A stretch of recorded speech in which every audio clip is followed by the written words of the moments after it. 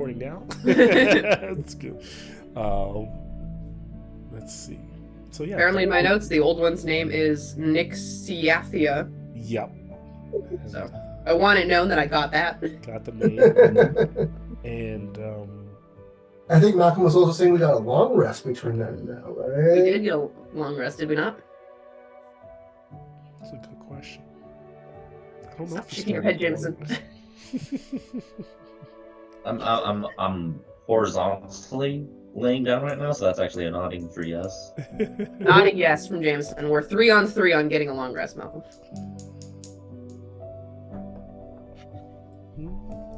Maybe if you'd uploaded the episodes, we would be able to check the tapes, but you haven't uploaded the past one. Oh, I didn't upload the last episode? Mm-mm. He did. I saw Did it. he? I thought I didn't uploaded see it. Yeah. I was almost sure I did. Unless that was the only one. Because I did a day. Make me want I saw the background. I'm subscribed to you and I didn't see anything. Yeah, I don't know. You why shadow ban me? Well, Never, I would subscribe. never. It's I usually count on you to go in there and put a turn few on tags in there to let us know where to go look. I would, yeah, it's Dragonland Season 2, The Dying, episode 26, and it's got like the creature. What? Is it not public? It's got the background fight. Yeah, it's got the background of the creature is the background. I'll put it 7 days ago. Give me a second, my computer's being really slow. Disregard my last statement. No worries, no worries. Because most of the time when you guys say this, I'm like, oh my god, they're right, I did it. And so, yeah, we can pick up. Let's see if there's anything else that I want to share.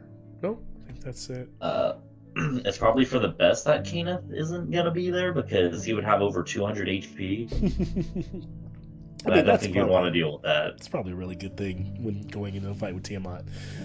I mean, here's the thing. It's the only time I've ever killed any of your characters, which is I think of the Tiamat fight at Bar Louie.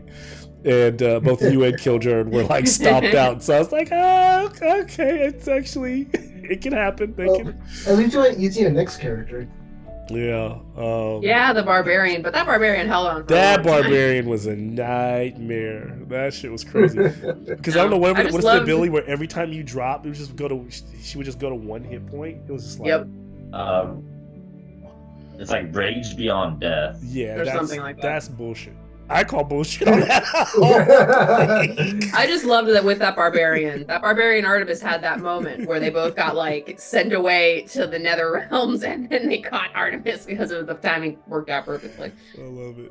Well, I'm going to start today's episode with credits. All right. Gentlemen gamers.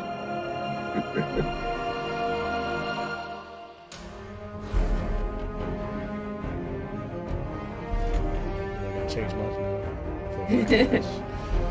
You should just have like a bunch of pictures. A bunch of pictures of everybody that's been played this entire time. Yeah. I mean, hey, for the final episode, that's what you should do: is have everyone have Brittany, have Travis.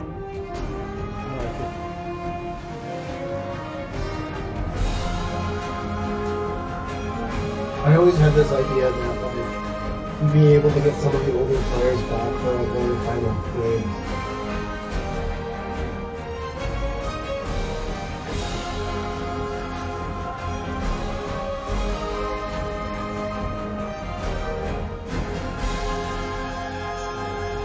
Back to Dragonland's Return of the Dragon Queen Season 2, episode 27, I believe. And this is entitled, I know we've been playing this for a while, and episode is entitled Heaven on Earth.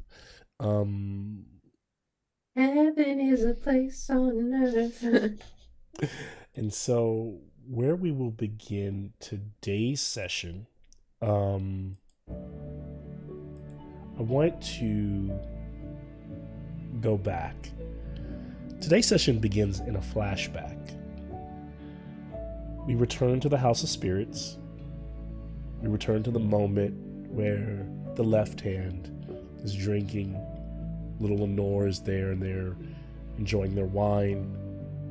Tempe has found this gift or this old box that has cool little trinkets that were provided, that Ravi had stashed behind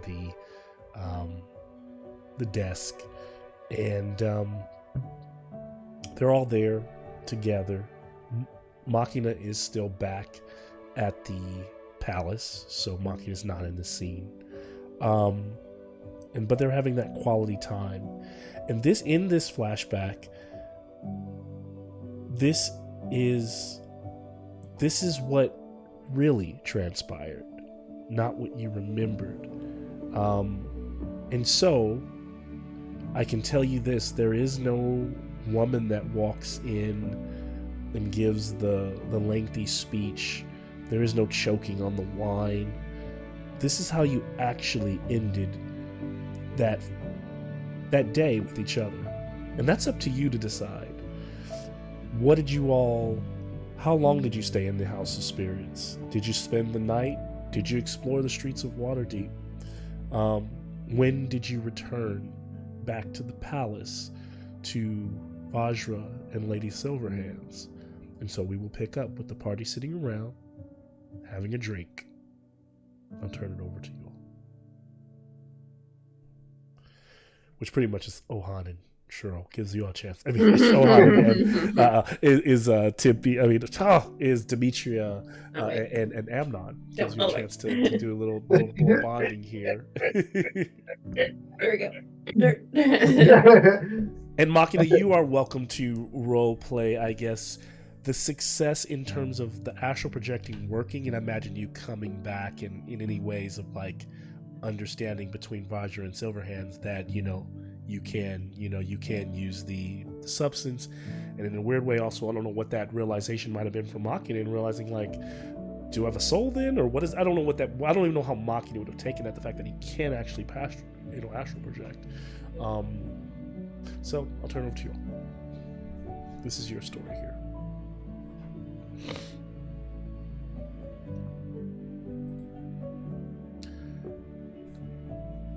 And you can take your time. I know you didn't expect that.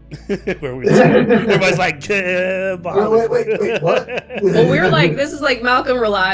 We have lulled Malcolm into such a sense of DM roleplay security where he's like, let me just back up and let them do their thing.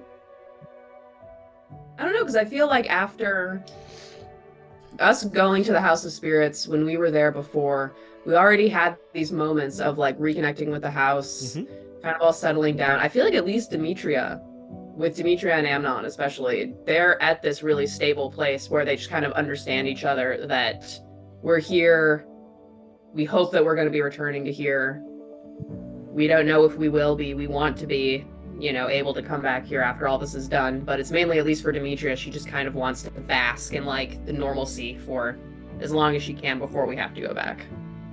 And by the way, this is also, I'm not necessarily also expecting you to do any more, because you did a lot of the role play in that session, and I'm not necessarily expecting you to kind of try to dive back and capture that moment or that magic. But this is a chance for you to go back to that moment and decide, almost in a flashback way, what did you do after?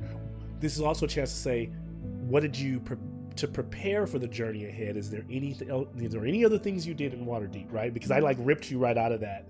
In a weird way, you all are starting to remember that you did have that opportunity. Can we buy some health potions? You can.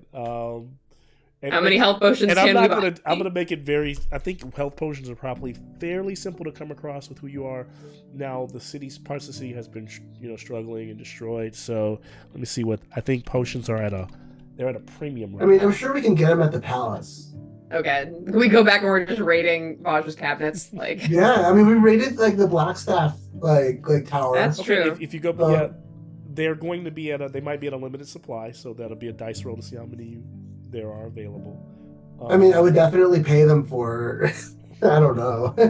I don't have any money, so I wouldn't pay them. How much money does this group have? Do you guys have any money? I only have like 68 because I gave all my money to that family whose got it. dad I killed. I still have like 1,000 gold on me. I gave all mine away. Amnon didn't do shit. So if Amnon wants to give Demetria his credit card and just let her have an afternoon. Hell yeah, dude. Amnon would, yeah. All right. So I'd give you like 500 gold just for the night. So are you actually going to buy potions or just go back and try to get them from Vajra? I think also I would feel like circulating some money in this economy right now would do the people of Waterdeep good. So, Yeah, that's what I was thinking too. well, because is there like a alchemist shop type thing where there are multiple kinds of potion for sale? Perhaps we could peruse at. Give me a. You know You what? can either give me an investigation check, or you can give me a history check to see if you know of a place. Back alleys. Yeah. Both bad. 4. Let's go Always shopping. going right back to your criminal background. After everything we went through, still the criminal background. I don't Any of understand you what's can going make on that here. check if you'd like, considering Reckless is not there right now. Demetra's like, where do people go to buy health potions? No, Back I alley. have a great idea for how we get health potions. We go the what is it? The apothecary, the hospital areas, Mhm. where they're rich. You and I heal people instead of them getting the health Yeah. potions, and then we pay those places for the health potions. Okay, I like So that that. way, no one's losing really any care, and it's going in to kill Tiamat at the same time, and they get money at the same time. Look at who has a doctorate. Look at who. I am going to take that. I am Where a the college Hippocratic student now. You may bow. And so we see them kind of in this Yeah. montage of going through and helping some of the critical areas of the city where we see the kids being carried with bandages around their heads, and people kind of being on crutches, and healers trying to help here and there, and like you said, apothecaries working. And we kind of watch as you are talking to those people who you find are in positions of power, as they kind of like, you see them nodding like they're listening to you. And so we watch as Demetra is laying on hands, and so is I can also heal illnesses with lay on hands now. yeah. So Who's got pneumonia? Not anymore. And so with this, I will also give you a point of inspiration, and I will give you they haven't come in off, but I will give you another. These are like, you all don't even know how many points you have, but I'll like say raises your like level of renown in like the world. And so what it usually means is like whenever you all are like asking for anything or kind of making charisma checks or persuasion checks within the city of Waterdeep, you kind of have favor. You get Like, advantage. don't you know who we Yeah, are? renown is fairly high as people kind of know and speak of you, and the left hand. And so they are. I was going to say that those healing potions would be at a premium, but I'm going to sell them at their general price. So I will say the availability though will be different. So there are potions of supreme healing. There are 3. Those go for what? They 100? go for 5,000 gold pieces apiece. Ooh! Ah! There are Yeah, that's supreme. Think about it, there are 5. It has the supreme. That's what makes it so expensive. Yeah, It's got there the are so five supreme supreme brand are on still it. good. There are 5 superior potions of healing, and they can give them away from you at 500. And they appreciate what you're doing, but they know that you're healers, so they know that you can recoup your power. But they also know that they will take them time to recreate these vials, so they're selling them at what it costs to make them. And so 500 for those for superior, and then there are. I would like to buy one with Amnon's money for Amnon. Okay. Wait, these are 5,000 each. right? 500. 500 for superior. So supreme potion of healing, superior potion of healing, and then they have 6 of the greater healing potions, and then they have D10 of the. So funny. They only have 2 of the regular potions, and those go for 100. And so your supreme is 10d4 plus 20. That's when you drink it. It's they're very rare. That's why they cost 5,000. Your superior potions are 8d4 plus 8. Your greater healings are 4d4 plus 4, and your regulars are the 2d4 plus 2, which are probably not going to ever help you in a Tiamat fight. It's going to be a waste of an action. Actually, you never know. Could be a really. I'd love to see a play come down to someone taking a potion to get like 6 points back, just to have another for a fighter How to much take is the another greater? action and kill Tiamat. Huh? How much is the greater? The graders are, I believe, did I say 500? The graders are only 100 gold pieces. 100. Mm-hmm. Could I try and bargain that person down to 70? What? Give I me- only have 68 gold. well, Amnon. I gave you 500. What happened And to then I that? bought you that really nice health. You guys are like, no, you take the, you need this. I'm gonna buy. Oh, thank you. I'm gonna buy this for him. God damn it! What the hell, Demetria? You're terrible. Okay, I'm also I'm gonna continuing stop it my for us. trend. Okay, you go do your paladin things. Well, here also I was thinking, Malcolm, because I'm debating if we are kind of in this point where the city's in need. I wonder if there's any use for. I still have Illyria's old chainmail and her old Morning Star and a greatsword that I could maybe donate or sell or bargain with.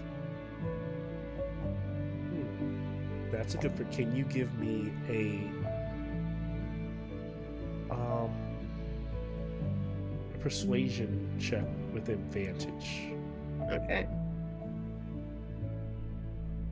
This dice is going in dice jail. Let me know. I'll send you one. It's funny. I just looked at all three of my characters of Kenneth, Rakalesh, and Machina. They're about 5 gold between them. 26. And so, after some more talking to some of the apothecaries and mages, like the people that are helping, you see one of the persons talks and goes over to like the city guard. You see that there's a Making me think of Stigad. new captain that makes you think it's the god. Doesn't look like it. Was it what's her face? Her name started with a D. Denise, something. Daphne. There was some. Hers like second in command. She was cute. I remember. Oh yeah. It was. We're gonna say Daphne for now, but yeah. It's all up here, baby. It's all up here. You're good because you brought it back. I was like, yeah, I know she's in my notes somewhere. Having taken over, and so you see her and Demetria exchange some words, and Demetria doing her little her flirting, and Daphne actually being able to believe that is quality, armor that could be used, and so she hands you over a bag of coin and gold worth what those were, and so what are you trading? Cool. So the chainmail, which is Illyria's chainmail. Mm-hmm. I have a great sword in here. I guess it came with my set. And then the Morning Star that I started out with as well. Okay. All in all, that comes out to 140 gold. That they're worth, typically. Yeah. I'll say with their. I wouldn't want to try and bargain her up because I also kind of want I to know be you're. doing these. So.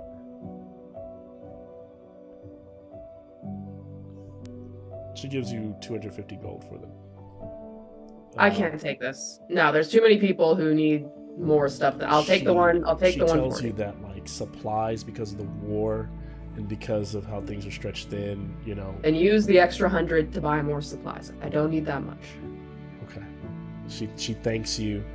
Your renown increases. Your favor increases. She tells you let her know if you need anything, and she's very grateful. And you have the money that you were willing to take for this. So what does that sorry, what were the 100 gold coin potions? Greater potion of healing. Greater, I can get 2 greater potions, so I'll be getting 4d4 those. + 8.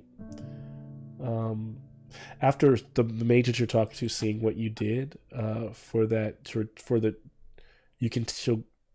mage will give you either the 2 graders that you want or give you 1 superior.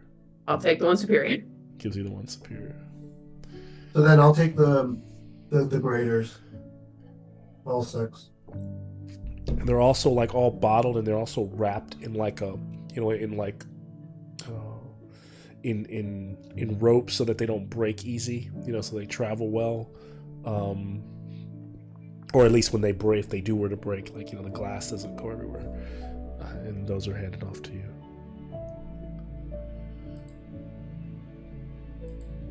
There's a moment as Demetria kind of watches Daphne walk off with the chainmail and the mace, where there's a moment of kind of, this is officially the last bit of Illyria's gear leaving her possession, so there's definitely a no going back now kind of feeling in the air. Yeah.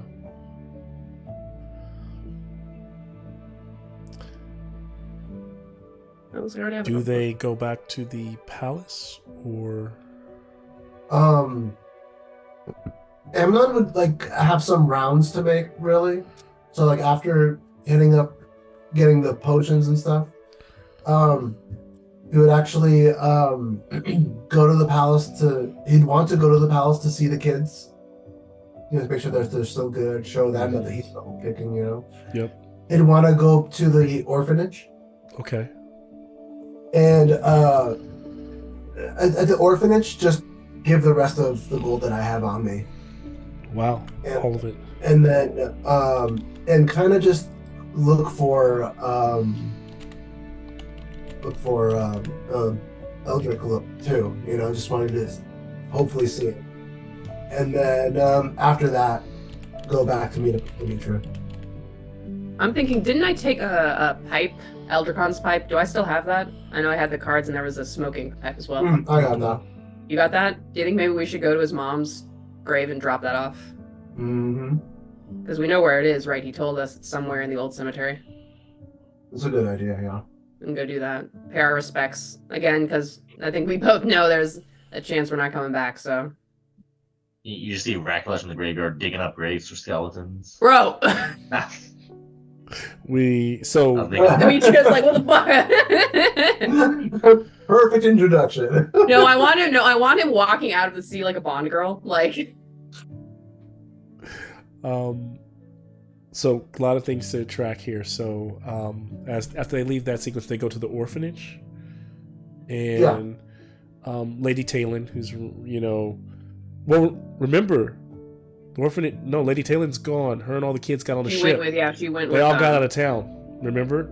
Oh, that's right. Yeah, they all got out of town. Didn't they still go to the orphanage just to take a look at it? Yeah, because she tried to get the kids out of Waterdeep. Yeah, sorry. They got on that boat. But he would still go there just to remember Eldrick.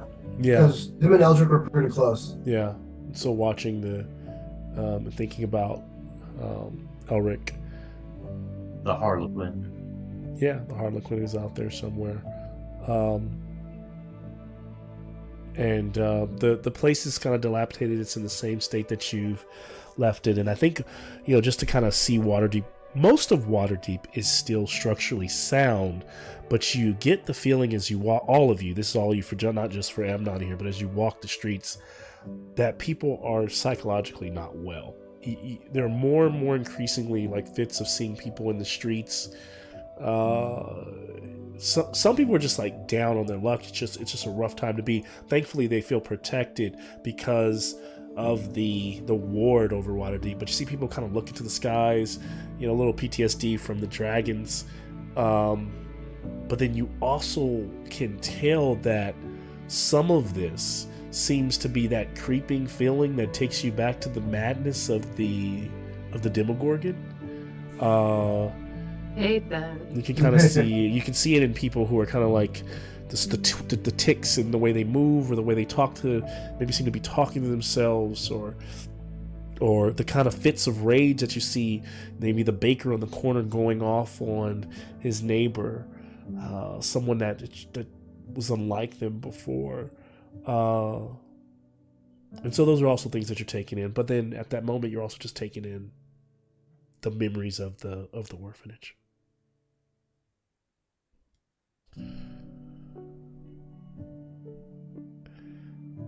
And where do we say we're going to go after that?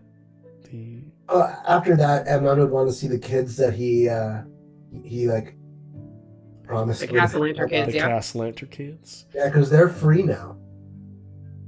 Yes. They're free now that the contract is Cross done. that shit off the to-do list. So I can go to them and just be like, "You're good," if they're still there. When you go to the Castellanter village, the gates are locked, and it's midday or late in the day, maybe like mid-afternoon, and there's been like a hazy, even though it's weird, like ever since all this started happening, the appearance of the dragons, and you can see some from now and then you can see a golden dragon like flying in the distance, maybe like protecting the perimeter of Waterdeep. you get the feeling that the Castle Hunters got out of town with their power and their money, or went somewhere else. They went into they may have gone into hiding, and as much as you expect to see those kids, they don't appear to be there. Boo. I mean, not to the kids, but to the rich people getting out of town. Yeah. We all wish we could be rich people with devilish, Yeah. with a devilish cult willing to support us and get out of town. It's kind of like a bittersweet moment where I'm like, all right, the kids are out, but god damn it. Damn rich people. But, Loot their manor. Loot Yeah. their manor. but otherwise, I mean, Amnon, like, left this town, like, trying to free himself from a contract, and now he feels that he's more or less the avatar of Araka. And he sees kind of this like this more of a holy kind of thing because of the kind of yin yang of him being with the devil, and then his like sister Demetra being a paladin of Bahamut. So Understood. it's just for him. It's just like it's duty now. Yeah.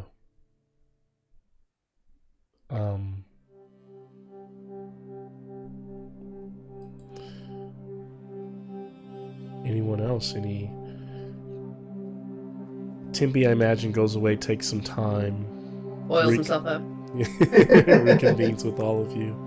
Family. I have to go through my giant stack of post-it notes. Family. Tempe would not be happy because there's so many homeless people around now. He's like, ew. I was gonna say Tempe would probably visit the church where Ravi was laid to rest. Yeah. Yeah. Mm. I don't know. It feels like Tempe's also like the body is gone, the spirit has flown. Yeah. And it's this weird thing where places feel so empty now and devoid of what they used to be. Tempe, hey. I don't know what this post-it note was ever used for, but I have it in my stack. That's a Timpy hate video. Tempe hate. Post it. That's That's what happens great. when Sean's not here. This is just me role-playing as It's a Tempe. chance to actually use it. Yeah, Timpy hate. Tempe hate. Bad. Murder. Any other actions before they head back? I would like to inside check something. Okay.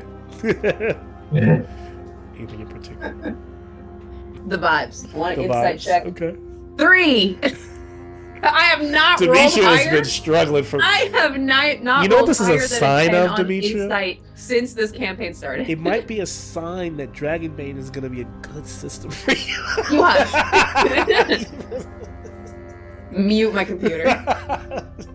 Don't teach my dice that. Don't tell my dice that it's okay for them to roll like this. No.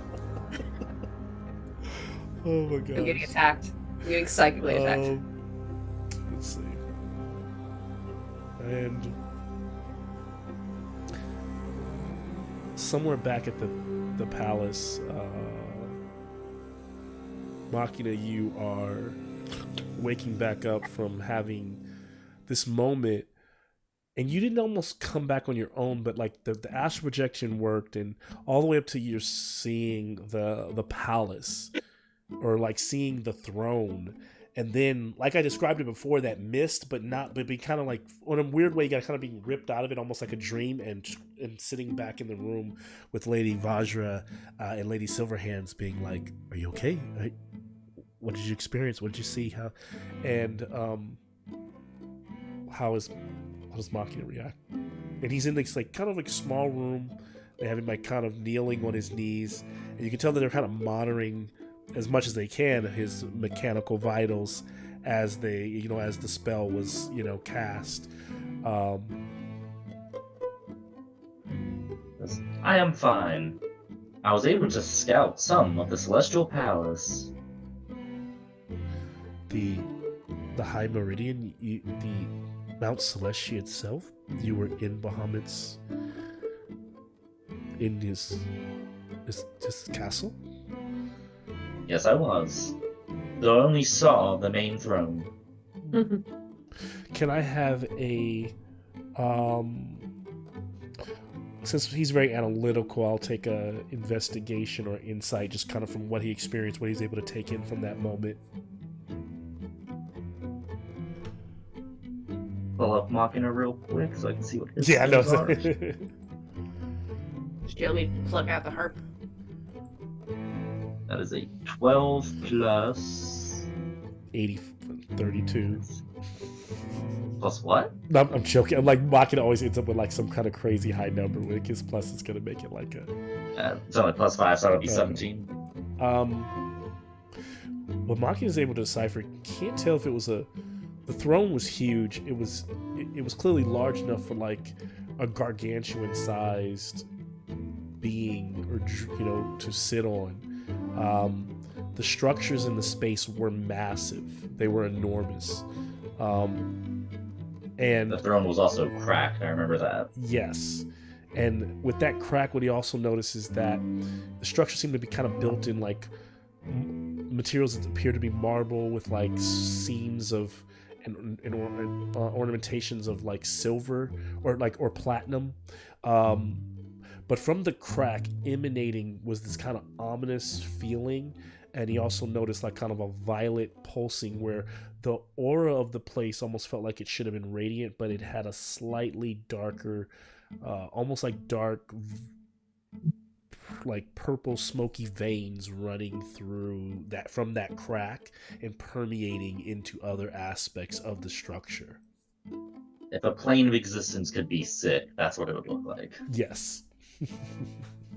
I like that, yeah. And so they're like noting this and taking it into account. Well, Silverhands is like, does this mean we can send him with the rest of them by using the vial? Should we pump that into his system? It should work very similarly, but it will give him a kind of a permanent effect to allow him to stay with the group longer. Are you okay with this, Machina? And like there's talking back and forth between when the time is It right. is of what course. needs to be done. Okay. Come with us. And so they kind of walk you to a space where they're preparing for the like the ritual, like where this is all going to take place. Back down on the ground, where do we find Tempe, Amnon, and Demetra? Or do we find them arriving at the palace? You tell us. Probably after visiting Eldricon's grave, or Eldricon's mother's grave, and back to the palace. Yeah. And so to Eldricon's mother's grave, was there anything left there? I think that, there's just this solemn moment of taking that in and if his mother's grave is in Waterdeep, then I imagine it is somewhere in the City of the Dead. It is. We visited it once. Yeah, the enormous cemetery that is like almost a small town of its own. And so you visit it, you pay your respects. You think back to the night and how far you've come, to the cultists walking in the midnight breeze, and how in a weird way you are both Takesis, Tiamat, and you all, Bahamut, Lenore, are so close to one of you claiming or having claim over, all the lives in the Sword Coast and possibly beyond. And so we flash from there to you all walking into back in the palace. You see this room adorned in, there's alchemy like kind of booths set up all around, a little bubbling and smoking chemicals of different colors, and there are these rugs lined up in the middle of the room, and each of them has like a very nice silk or satin pillow, kind of the frills on them. And then you see these kind of priests and mages going to and fro, and all of them kind of communicating and talking. Is that right? Almost like they're all like, if this was like in our age, this is like you walking into NASA and they're all preparing for like the launch, like everybody's getting their launch codes together and everything. And but this is just all these like mages and priests and kind of checking and looking over everything and hoping this is going to work. And then Lady Silverhand's bringing out this kind of that vial of green liquid, placing it beside the mats, looking over everything. And as they're busy moving, kind of getting their guidance from Vajra and Lady Silverhands, you see Machina is kind of sitting on one, like preparing, kind of sitting on his knees, preparing to lay down onto one of the mats. But he sees you, his eyes like light up, and then there's like, you hear these kids, Amnon, go, Amnon! They go running over and grab your legs. There's the kids you're looking for, as you see walking up the Castellanters, in the room, saying like, my boy Amnon, as you see the Mr. Castellanter is kind of gives you a little, as you see we figured with everything going, the safest place to be is of course Waterdeep with the ward, but also in the floating palace itself, under the tutelage and guidance of Lady Silverhands and Vajra. And don't look at me like that, Paladin. This is what money buys you. You want? I would like to do a divine sense. Good, evil, celestial speed. It's like easy, guys. You still sense evil. Easy. You do, but you sense the same evil on Amnon, and you sense the same evil on Arak. Hey. Well, that's an all right. Demetra, if Demetra's hair could pick up like a cat, that's what she's doing, looking at them. And then you see Vajra look at them with a scowl, look at Safe and get the fuck out of here. And then like, and then the guards are kind of like, sorry, this is not. He's like, well, we paid to be able to see it all take place. No. Hey! Oh, what are we, a show? What's going on here? Get out of here. But the kids are happy to see you. You don't gotta go home, but you can't stay here. Is there anything is there anything you give them? You save them from being like little demons in the underworld. Like, yeah. No, I mean, I don't really have anything I can give them. I'm just wondering. But I speak to them. I ask them how they're being treated, and then I also ask them if their parents are still practicing. Yeah. And if they are, then like I'll come back to stop. And then they say something. One of the young boys like, well, Daddy's does rituals to make sure you're safe, and says he'll send the devils to help you when the time is right. And so they're still practicing. Well, what am I gonna say to that? I'm using evil for good. So are they? They're checking up on me. But then he goes, "Don't tell." He goes, "Don't tell my dad." But then he pulls out this little like carving he has, and it's like a little wooden carving of like a dragon, and it's clearly like his little version of like a Bahamut. I give him my Bahamut symbol. I trade him. I say, man, that is craftsmanship like that. Would you be okay with the trade? I don't know if it's fair. And I pull out my like real silver Bahamut symbol. He's happy to give it over and like takes it and like hides it, tucks it away. I would kind of let anybody take it. Yeah, I would hug him a little bit so that kind of to help him shield that he got it, and I'd be like, "You listen, what your father and I did is not the right way." And I put my hand on Demetra's shoulder. I'm like, "She knows best. Bahamut is the way you kids should go." Awesome. And so you're having this moment. B-Squad. You look up, you see that in one of the corners, like as with the guard directing the guards, Kildren is walking through one of the halls, like looking around, making sure nothing is out of place. His hand on his blade constantly black. He's cleaned up. He's cleaned up, so he's not Thor anymore. He's cleaned up a bit. And then, Demetra, you catch your eye as Obaya over talking in the corner to one of the mages and Lady Silverhands. And then, like, kind of right out, like, maybe 30 feet away from you and right next to her is Kataya, who kind of looks over at you. And so, before you all are about to go on this, if there's any, like, kind of, like, you kind of get the feeling, like you were saying, these are the last opportunities to talk to these people, as you don't know what's going to happen when you go into the Beyond. You don't know if you're coming back. This is the part in the RPG where you have the last time to talk to all your companions. Once you proceed past this point, there's no going back. And little Lenore is like sitting beside, like mocking it, like cleaning off the smudges on his like armor and stuff. And so Lenore's there as well. And Markin is also opening up his chest and stomach area to expose all the innards. All these little What did I call them? The goopy bits? Fishy bits? Here's there's some liquid cooling tubes that are clear. And it just looks like liquid arcane energy. And you see someone kneeling down like, this is where we would put the ayahuasca right in there. The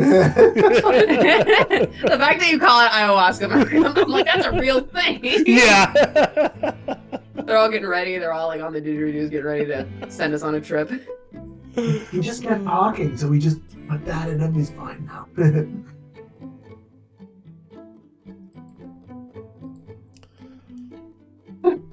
Amnon would lean over to Dimitri and be like, I am not surprised, and also surprised that Araka's not here. Yeah, I am also surprised, but it sounds like maybe she's doing important devil stuff on multiple. I don't think she would. Yeah. I give him a friendly back slap, like, your mom doesn't pick you up for baseball practice, we can walk home together, man. It's no big deal. I will say Amnon knows that. Remember the last time you saw Araka, I mean the devils from hell came to like get those orbs from you, and Araka came at the last, at the right moment to be an advocate on your behalf. And so in a weird way, Araka's kind of like that parent who is not, she's not as caring as Bahamut, but she does what she needs. She does the bare minimum. She doesn't put notes in your lunch, but god damn it, she will show up to your recital. And that's how Amnon feels too. No, like yeah, that's why he's like, I'm not surprised. Like, I don't feel bad. It'd be nice. It's more of his way of saying, it'd be nice to see her one more time, but I'm sure I'll see her after I'm dead. So, it's almost a guarantee, right? Lady Silverhands comes. She'll make it before my solo. I know it. She's like, so, tell me, are you all ready? I know it's a big decision to make, one that only you can. And if you want to back out, if you want to go another way, you can. But we're ready for you when you are. Demetra looks around at everyone. No backing down? Ooh, backing down of what? This is the only way. This is the only way. If there was any other way, we would be doing that. Do you have any other questions for me before we get started? Yeah, it tastes disgusting. Oh. Two very different kinds of concerns. She's like, I am sure it's going to be awful. My girl's intelligence is a negative one. You could take it my way, and then you would not have to taste it. I'd have to do a lot of other unpleasant stuff in order to take it your way, though, Mark. And I think I'll shoot it. I'm gonna look at my arm. I'm gonna drink it too. You're good, Machina. I admire you for the way you're taking it, but I'm old school. I am going to try to send messages to you from the other side. In practice, the playing of magic like this, in theory, it should work. But Vajra and I will do our best. We imagine that if this works accordingly, that there may be a point where you are so far into astral that we may lose connection. Even though we are right here beside you the entire time, we will monitor your vitals. We will give you water to keep you hydrated. We will just mind your bodies while your souls are away. She says, that said, of course, we do need some way to outside of that communication. Is there a sign? Is there something that you can do, similar to when you're dreaming, if you need to wake up? What we found is that if you make a sign of some type, sometimes your body will trigger that if we see your fingers moving maybe rapidly, or your eyes maybe, mostly we don't want to go off of your eyes, but go off your fingers, we can try to use the basically she has an anti-potion or a drug where she would administer to you if she thinks you all are trying to come back. So she's trying to, it's not completely, fail-proof, but she's kind of asking you all to come up with some kind of sign for each other, almost some kind of anchor while you're there for trying to get out. Almost thinking of it as if you ever seen the movie Inception. What's your totem for getting out if you need to? Love that movie. So it would be something that like our bodies would do in the real world. Do in the real world, yeah. I'm not even gonna lie, this is kind of based on something I used to have these crazy nightmares as a child, and one thing I would do, I got very accustomed to it, is touching my nose. And I would wake up and I would actually be holding my nose in real life, but touching my nose in a dream was like a quick way to like jettison me out of that dream when shit got too real. You're like, exit. Yeah. It's like, I wish I had that. Shit. I remember that. It's very strange, but my wife's gonna be yelling at me, be like, "Ah, damn it!" Like, oh god. So yeah, it's kind of like my thought process behind it. It's like I said, it might not work, but it is often, because they've maybe use other types of magic in these ways, it's at least something to try. What if we put our left hands over our heart and that's the wake us up symbol? Okay. In complete peril, also, you will, the more likely you are to death, you will start to see your astral umbilical cord. You can also always try to follow that back, but that's essentially a journey in real time, which would be much more difficult. So, or at least while you're trying to come back, doing this sign will have us try to pull you back as fast as we can. She goes on to say, let me reiterate what we want of you on this mission. What we talked about before is find out what is the state of Mount Celestia. Like, what is the state of Bahamut's palace? What is going on there? How is Tiamat or Takhisis using it? Also, uncover anything, any information that will help us win the war that you might be able to bring back, uncover. So searching the palace is important. Let me be clear. I do not advise, I know you all, I do not advise you facing off with Tiamat in the palace. Unless it is your last resort.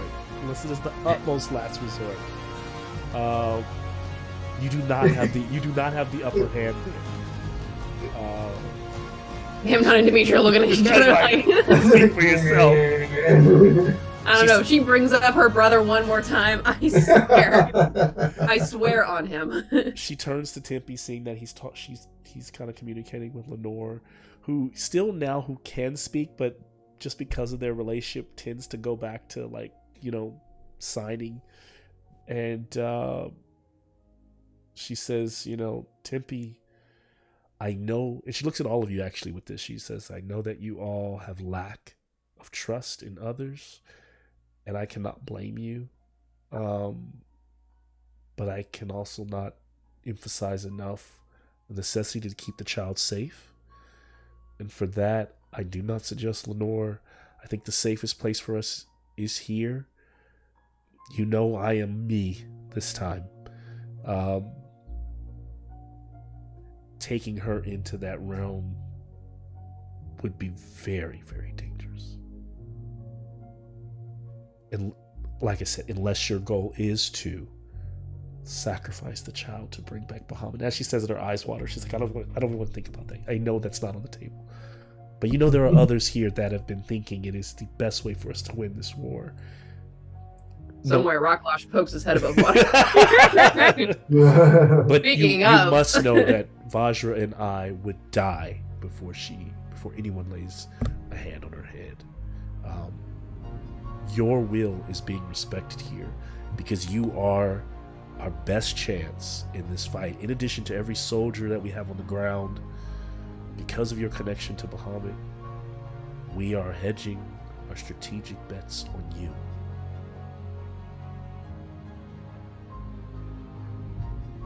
Just kind of sitting there like, what the fuck? I told you what the palace looks like right now. Well, no, when she said you, she's meaning you too, Makina. She's talking to the entire group. You are a part of the group. Like, this is, I imagine you're all standing there around the earshot. So she's taking into account that, like, you know what the palace looks like, but, like, you know what that one throne looks like. It's one room in the entire place. So it's great to know that, and it's great, like, she's, like, they're kind of figuring it, but what else? You know, is that enough to go off of? And I don't know if it is.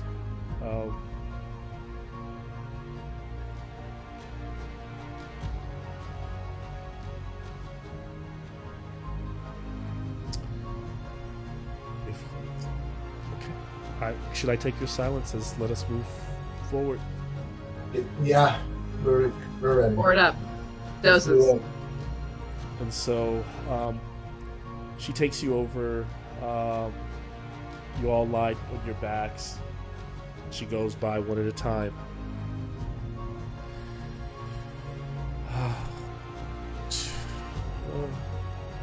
Freedom for the Silk Forest. There's also some like priest talking in the background who's saying something in other languages as she drops the liquid. Teach her your mouths.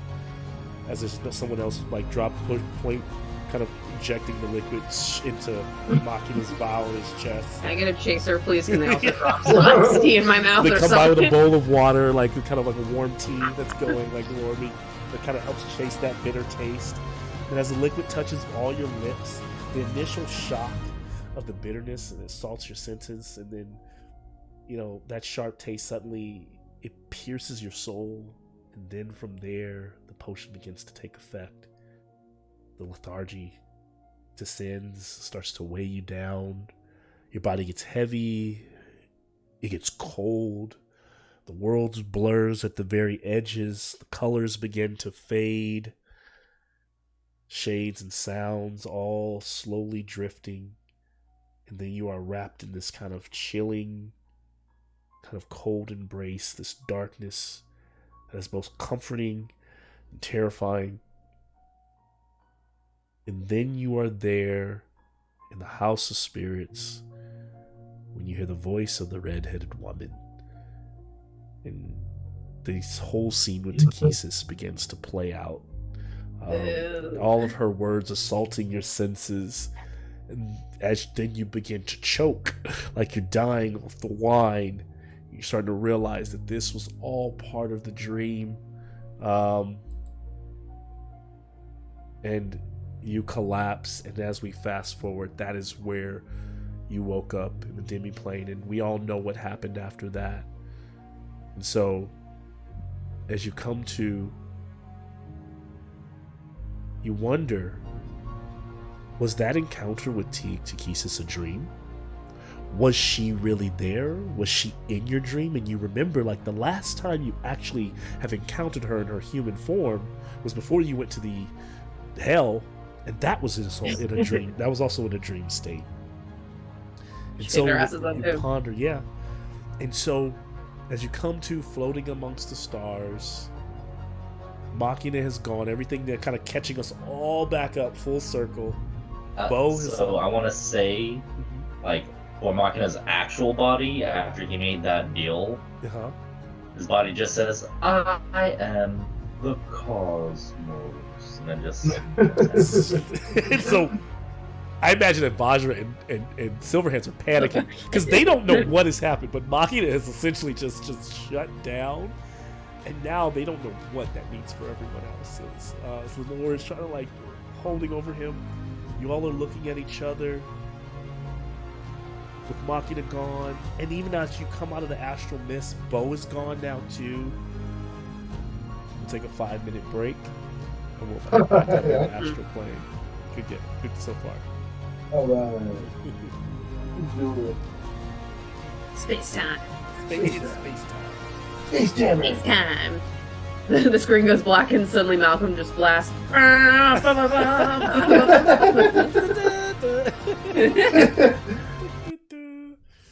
Oh my gosh. All right.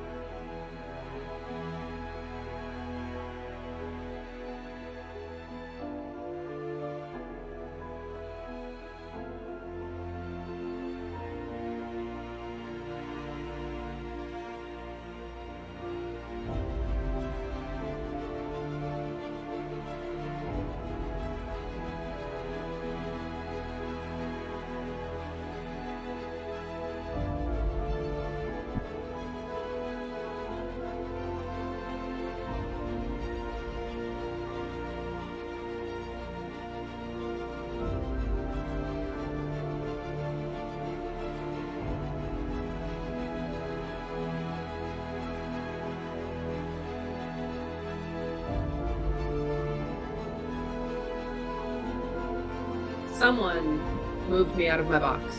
Uh-oh. Someone's in trouble. That is not Demetria. I am not Machina. I think it's because I turned off my camera and it just auto shifted for some reason. Happens. I'll do it.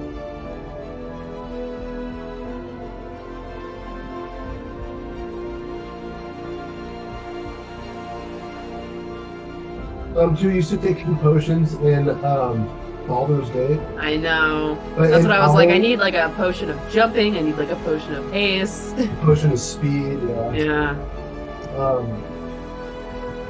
But picking a potion, is that like a action? Here it's an action. I think we've been nice about it in the past and made it a bonus action, but no, I closed it. I closed a tab that I needed. Darn it. Yeah, I'm usually a little nicer about it. When I rule it is, if you take it as a bonus action, you just get disadvantage on the main action that you're taking for the turn. And there's also I usually make you make some kind of like sleight of hand check because there's a chance that you spill half of it. And so it's either like the full potion or half the potion. If you take it as a full action, you get the full potion. But by D&D rules, taking a potion is an action.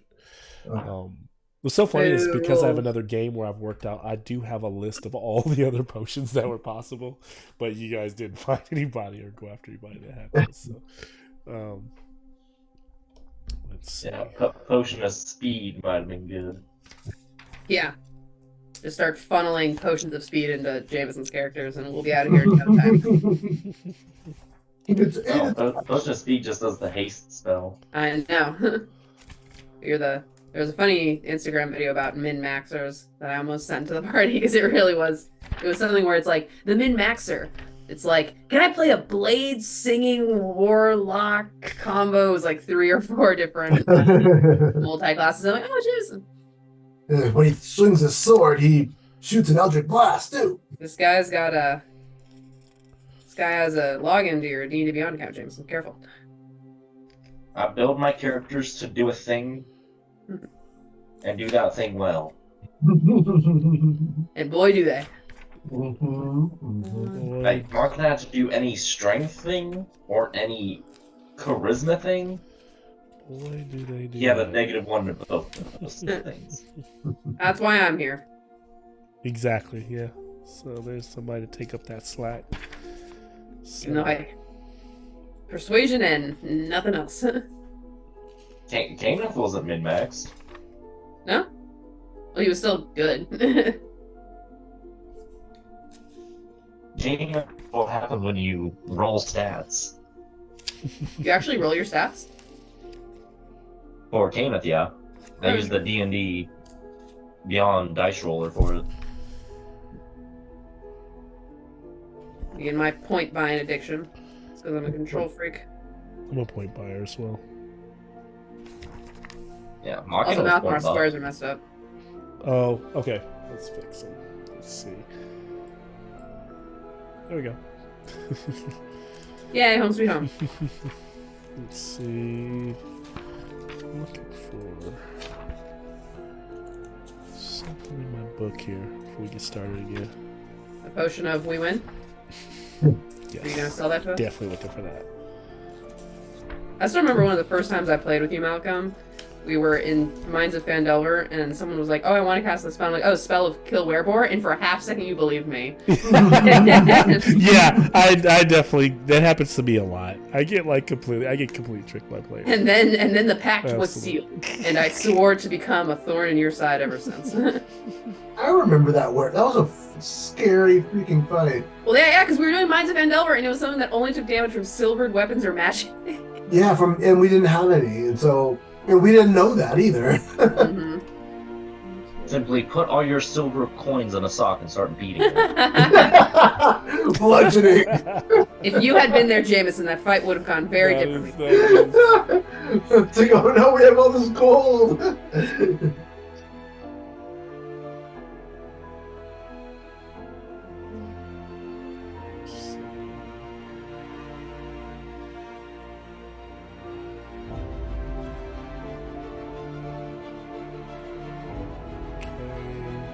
Is there a point buy for Dragonbane stats? There is not. It is all old school. You roll for every stat. You can roll now. What you can use, you can roll all the stats out, and then, or at least that's the way I always play rolled stats. Is you can roll them all. It's roll 4, take the highest 3, roll all your stats, and then decide where you want to place them. It's kind of like that. That's why for that game we probably would like roll them together. Or with D&D, I always like let people do whatever they want because it's like point buy. There's so many different options.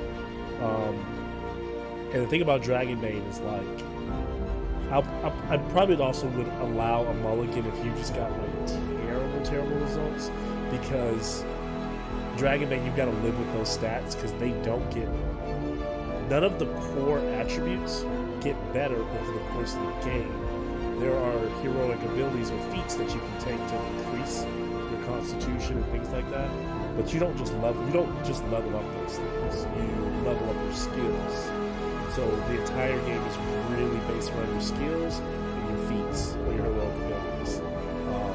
So if your strength is 12, there are some ways to level it up over the course of the game, and it won't be very often. So you kind of get used to like who your character is a bit. Yeah, and since I'm making my character old, I automatically get a -2 to strength, agility, and constitution. Yeah, but you get a shit ton of like intelligence, and then like you get you like, I kind of like you I kind also of get like that concept, like that was because in this weird way, games like that, it's not just because it's Dragonbane. There's a lot of games that use that, but like Forbidden Lands does it as well, as where the choices that you make in the build are not just superficial. They lend to the way you're going to roleplay the character, and I think in a role-playing game, though, like in a Warhammer game, none of that stuff really matters. But in a role-playing game, age should matter. All that should matter. So, yeah. We'll see. We gotta get Cheryl to play it a couple times and see what she thinks, because I know Cheryl's gonna be the hardest person to sell on it. Hem. The Manticore fight was pretty fun. We had a fight with the Manticore at the... man, Gaming Grounds got flooded from the. Did you see that online? The whole room where we play the games in it, Ohan, got flooded from the storm. No. Yeah, so they've shut down half of the coffee shop, and it looks like they're now putting a 3-hour maximum on taking tables in the space because like half the place is not usable for. I get it, it's rough. So we may or may not have our game there, or like we may have a Bar Louie game. It's been a long time for that. I'll see if I can. We're back, Bar Louie. I know. That's fine. As a player, I see both of them the same. Yeah. So it should be cool. Yeah. I mean, you guys wrecked that Manticore. I mean, that thing had like 60. Yeah, that was a fun fight. Yeah, but I mean, you let the guards go at it first. With that was the thing. But in fairness, what I'll also share is that I did bump up the HP on the Manticore bit because it was only a one creature fight, right? It was like no other minions or anything. But even then, I mean, what I'll say in Dragonbane is if you're a spellcaster, you really are it is the meaning of glass cannon. You are going to wreck whatever you fight, but if you get hit, you're probably going to go down. So it's really interesting. Because our spellcaster did the same thing you did in that, Jameson did a fireball on that thing, did a shit ton of damage. Yeah. Manticore went down half a round later. Yeah, that was like a missile. The troll. No, that's what I'm saying is we played another game where someone was playing the mage, and Ohan's playing in that game. It's a live game. It's like the end of every month, and it's the same thing. Fireball was cast and creature dropped. It was like you're gonna be because you can just upcast spells at such high levels. It's kind of crazy. You're limited to only upcasting 3 times. 3 times, yeah. But I mean, that's 3 is also the max level of spell there is. That there is. So yeah, you're just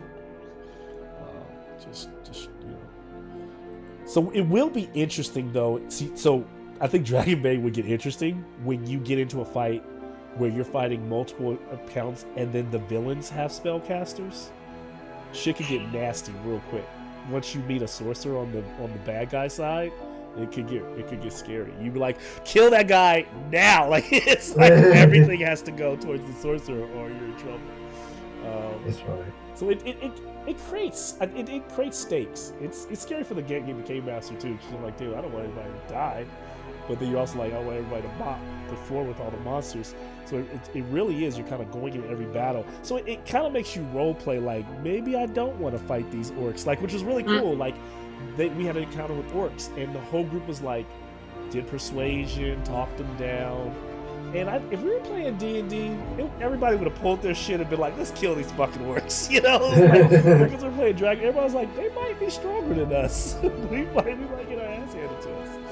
So, yeah, like we only fought that troll because we had the town guard around it. It was in the middle of town.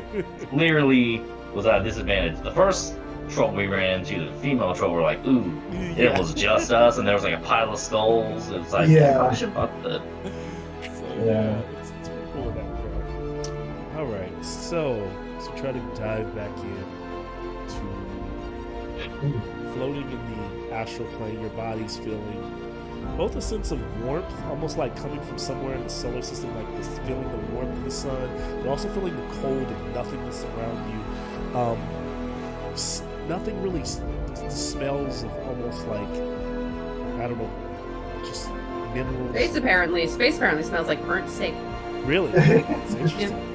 And so that smell, and then just seeing like the nebula flowing all around you, these wondrous colors, and then also in this weird way, being able to just, of course you're able to breathe, you're able to look all around you, and you feel drawn to a place, and you arrive when you find yourself. Suddenly, space itself begins to kind of open up as you see a light ahead of you. Almost the swirling of those nebula, those multicolored clouds begin to get thicker and thicker, and then a light begins to appear inside of them, almost like seeing the sun through a misty, morning day.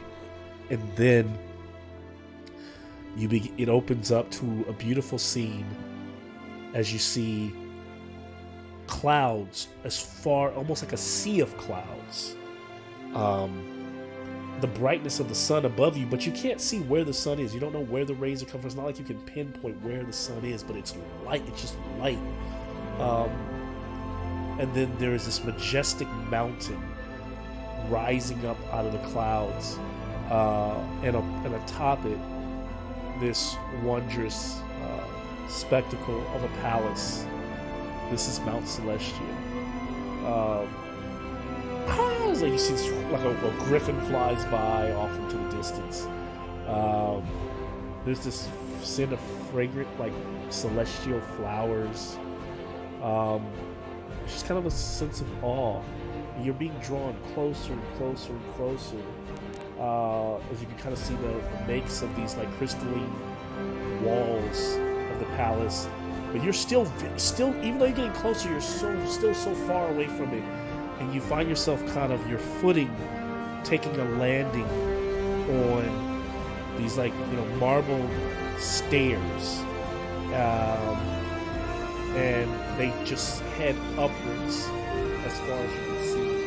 And so perception check on any demons, devils, chromatic dragons, goons. Perception. I'll say there in the corners is similar. To kind of, I don't think it's exactly like that, but to kind of give you see these long stairway, and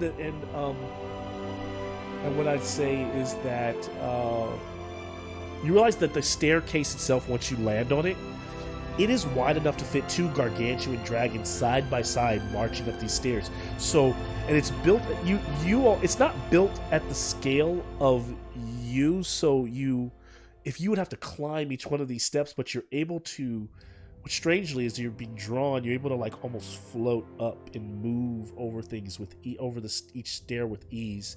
And like I said, the staircase is probably 120 feet wide on either side, and it goes up, it ascends up towards the palace thousands of feet. But you don't feel any tire or weight as you ascend. It's almost like you're naturally, almost like an escalator. It's kind of bringing you towards this place. Divine sense. I got 14 on perception, by the way. Okay, 14 on perception. And I trust nothing about how nice this is. Absolutely. Let me also give you. I want to insight check it. I want to. If it's a spell, I want to counterspell it. If it's an illusion, I want to investigate it. I want its badge number. I want its ID number. I want its information. If it's an animal, I want the animal handling. I want an animal handle. I want to. Ooh, cute. All right. Getting some double dipping on those Theros posts. And so, as you travel, what you do notice as you touch down on those stairs, Demetria, is it is not as all kind of good and awesome as you are able to kind of notice that almost what Machina described, but it's not as intense here as what he described in the throne room. But you do see in the marble, in the statues that line the staircase, in the workings, it almost looks like there's a bit of a pulsing, and what should be a radiant aura, the closer you get, starts to feel a little bit more ominous, and you can kind of see those violent, sick veins running through the cracks in the structure, which lets you know, even though the sky is still bright, Takis's presence, Tiamat's presence, is here.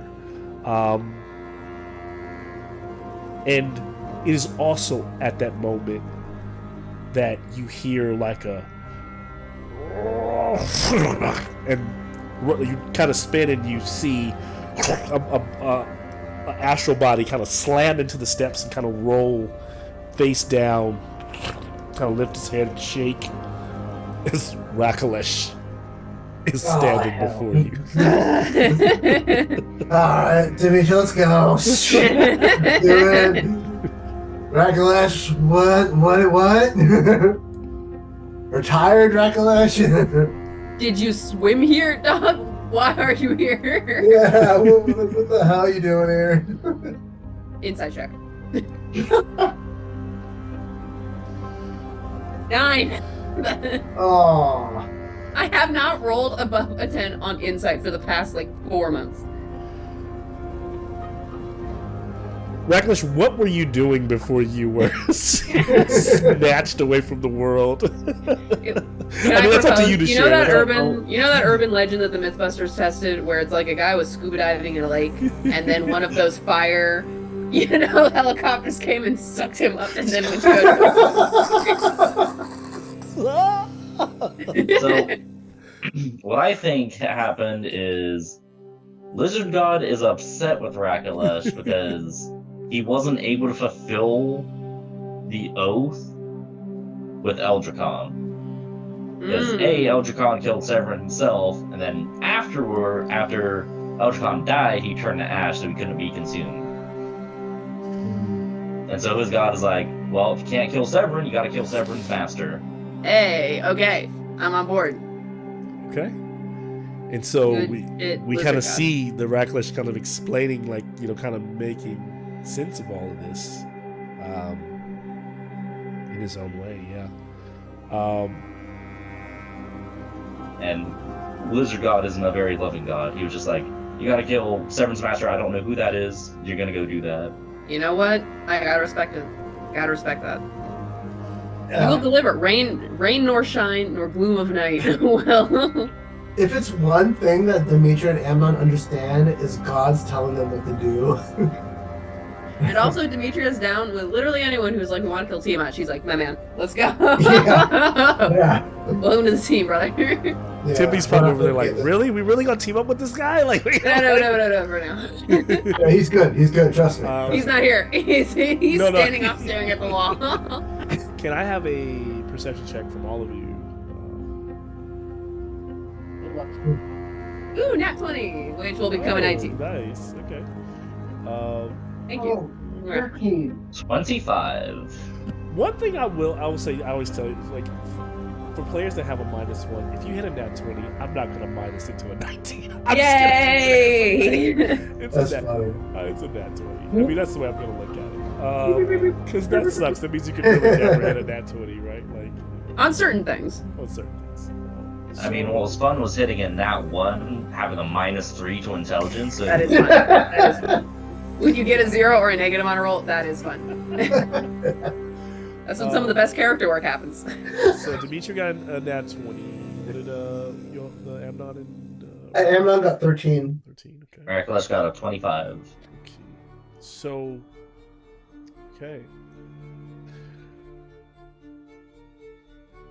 Rakalesh, you notice that to the right of the staircase, as you stand up, shake yourself out, crack the big, thick neck, lizard neck, you look out, and off the staircase, what you realize, these rolling clouds, right? But you start to realize that those clouds kind of part every now and then. They kind of roll across, and some of the sun rays is able to pierce down into what's beyond. And you realize you're on this giant floating Mount Celestia, or the High Meridian. This palace is built on this giant mountain. And kind of the base of the mountain, there's no valley beyond, but it is just the base of the mountain.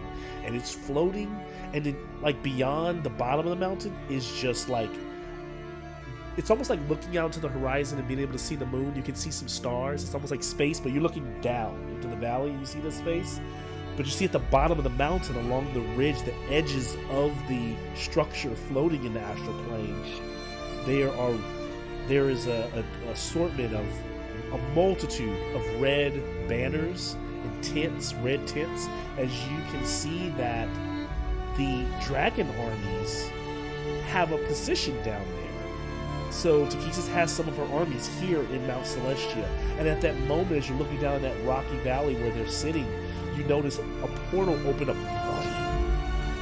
very small to you from how far it is away, and this big, huge fucking red dragon just comes through. And then the dragon comes through with his feet, like clutching this giant crate. And the crate is the size of a small ship. Lands it down, and she opens it up, and another dragon comes through, a white dragon, and then a black dragon comes through, dropping these crates. And as they open the crates, you start to realize one crate is full of treasure. It's just full of treasure hoards and collected. One is full of like goods and supplies. One opens up and soldiers just come gathering their things and marching out. As it appears, One opens to a bunch of giant crabs who now worship Tiamat after we tossed that sculpture off the ship. As it appears that Takhisis is using Mount Celestia as a mini base of operations to some degree. There are portals that are opening where these dragons can come and go, and deliver soldiers and things like that. Now, for you, Demetria, what you notice is that he's looking off the left side, you look off on the left side, the right side, with your nat 20, and you hear what you notice the same thing, but on the side of the mountain on your side where the clouds part, is that about 100 feet below your side of the stairs, there's an opening, like a small cave. And I say small from your distance, but it's probably a large cavern, right? Probably big enough for a dragon to walk through. But it's a cave there, and from the cave you can hear distant, you can hear wailing, and almost like whispers coming from but whispers of kind of torment coming from a tiny Kildren angel appears on her shoulder and says, "Swan die." And then, because you have nat 20 giving you more information directly above you, if you continue all the way up the stairs, you can kind of see at the top of the plateau that there's like a little garden, and the opening to the palace structure is like the mouth of a giant platinum dragon. And you notice around you on the stairs, also another thing, Demetria, these little motes, almost like little flecks, like in the morning light when the sun's hitting just right. You can see little flecks of I don't know what you call particles floating, but these seem to have a shimmer. Each particle seems to have like a bluish little glow to them. They kind of flick, and they seem to be floating all around you. But even the multitude of them, they seem to gather in clumps as you travel higher above the stairs, and you even notice that, like, as one of them floats by you, it flickers for a second and takes on the shape almost like the shadow of a full-size human before it flickers away and becomes. These are like people's souls. So you get the feeling that there are souls all around you on the staircase. Why they're just lingering on the staircase, you don't know. But this is all the information, kind of crazy information that you are taking in as you're here.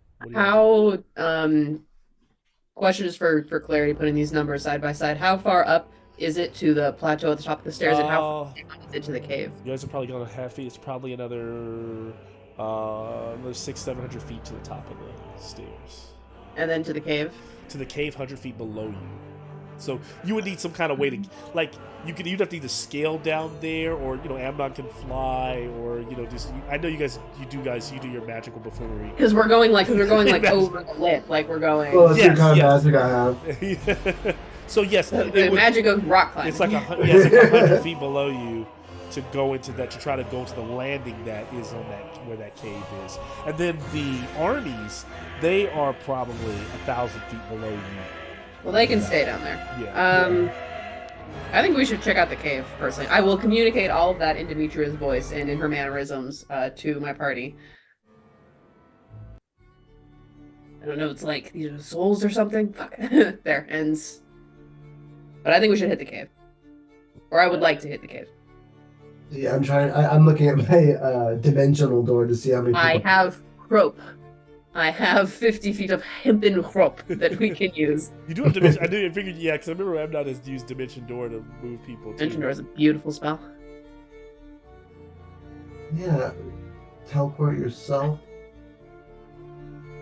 Rakalesh also has rope.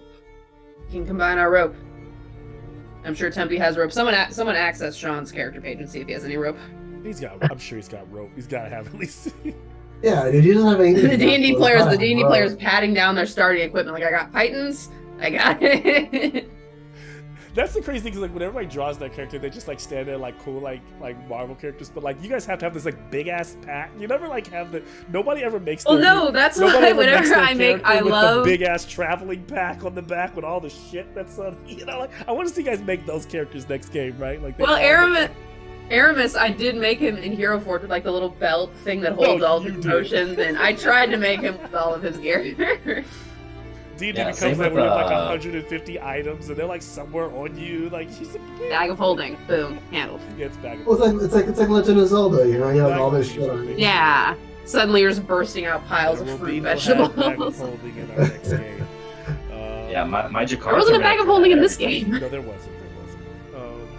Yeah, I was actually a little stricter with you all, but I don't know why, because I know it's like my other group has. I don't know why I was stricter with you guys. To his. We literally found could have made one if we put more effort into it. Yeah, we went into the Waterdeep legendary magical items things, and it's like, there's some decent stuff. The best magical item is the friends we made along the way. That's the thing is, that's what it is. This group's never really been motivated by treasure, so I probably have like subconsciously by treasures of the heart. Yes, that's what we're motivated by.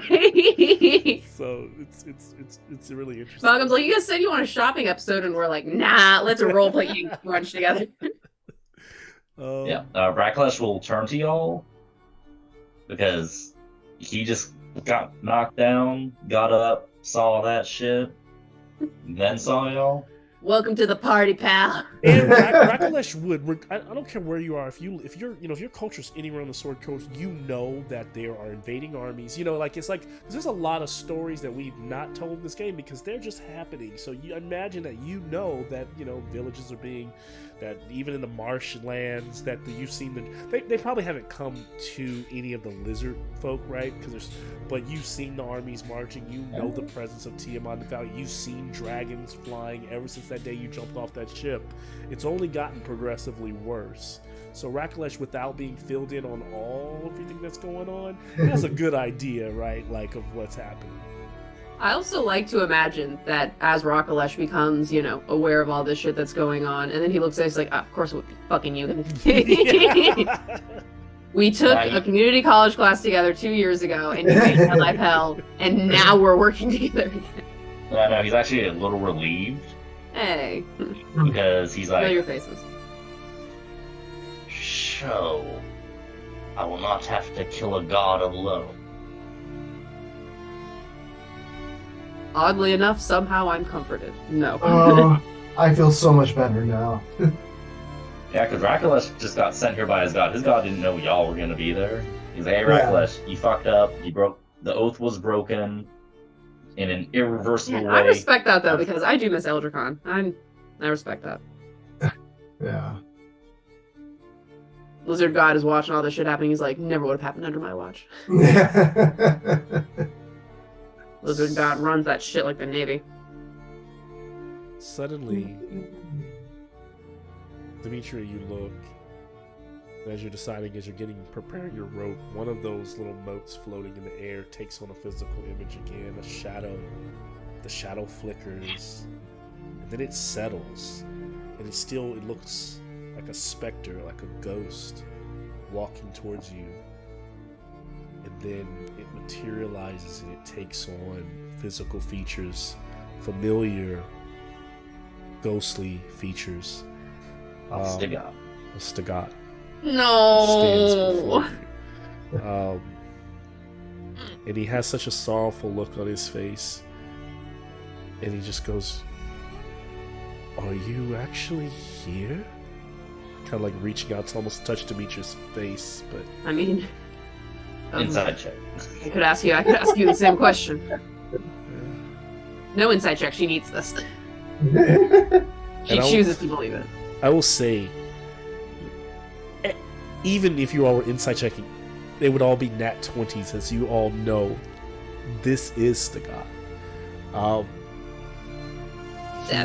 He says, Histius the god stands before you, kind of a broken man, and in a weird image of what he was, not when you last saw him when his neck careened back and cracked, but back when you saw him there, he doesn't look as bad, but in that state when he was down below in the sewers of Waterdeep when you went to rescue him. And he says, "I am so sorry." No, you're not. I should be apologizing to you. I failed you. Tempe hate. Tempe, shut up. If you failed us, then I failed you 10 times over. Not noticing, not helping, not doing more. I do not do that to yourself, Demetria. He looks around and goes, "I don't know why I'm here. I never followed Bahamut in life. I didn't follow any gods. But I followed you." Fine, I'll go. God damn it. Where you going? I followed you. But I have no regrets. How is my city? We're in a state currently, as you can imagine, but it's on lockdown. Dragons are held out. Silverhand, Vajra are keeping it together, and we're here to help out, possibly keeping it in one piece. I believe in you. You can do this. I was never cut out for this. I was just city boy playing,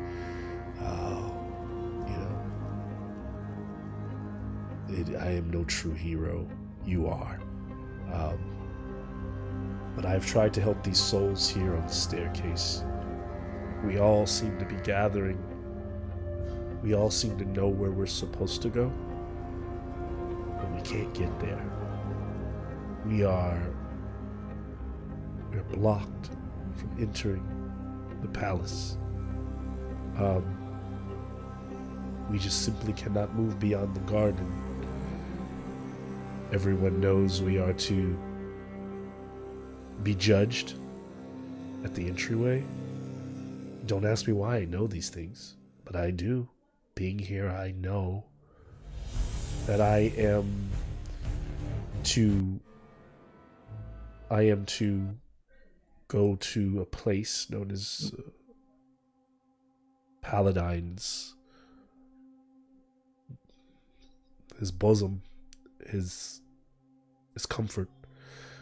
But none of us have been able to. All these souls, they all languish here on the steps. Maybe you can help us since you are going in. I also know that at the top of the stairs there is a creature. It judges the spirits harshly. But I have seen those, we've seen physical bodies walk through and make it into the palace. Is that what stops you and sorry, Demetrius' voice. Is that what stops you all from going through this creature? It is a being. Others have told me they call it a seraphim. We have seen it from inside the archway, dark there, staring at us, a giant eyeball with hundreds of wings like doves all around it. A strange creature. It judges your deeds. It judges if you are worthy of entering. But it turns us away. All of us.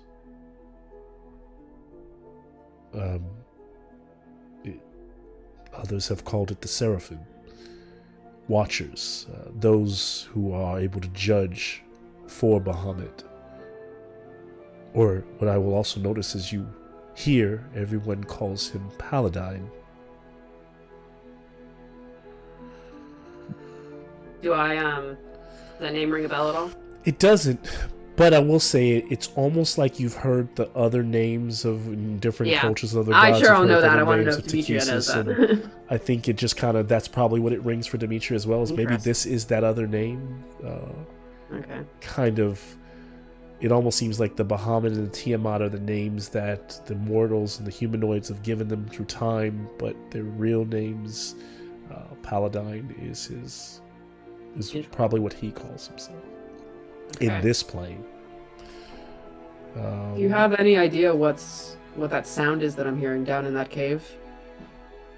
Or do you only know what's up here on the platform? That's a good... I wonder if Tustagat knows. I'm gonna roll. And if I get anything over a 14 and up, I will share, I think, what he knows. When I was a young tiefling, my father took me out to Mount Celestia to see Captain Stugat. We stand here many days. We simply just watch. That's all we can do. And I've been here long enough to see that the second wave as Takesis took over the palace, she was able to control, would you even call it the minds, but the beings, the celestial beings, the angels. My mind only knows them as. Some of them she could not completely control, and they rebelled. And those that rebelled, I have seen them being taken down to that cave to never return. When I was a kid and in the Church of Lathander, I've heard of fallen angels before. That's the closest thing I can think of to what's happening there. Takesis choosing who will be the fallen, those who don't follow her. Everything here seems to be a perversion of what Paladine had before.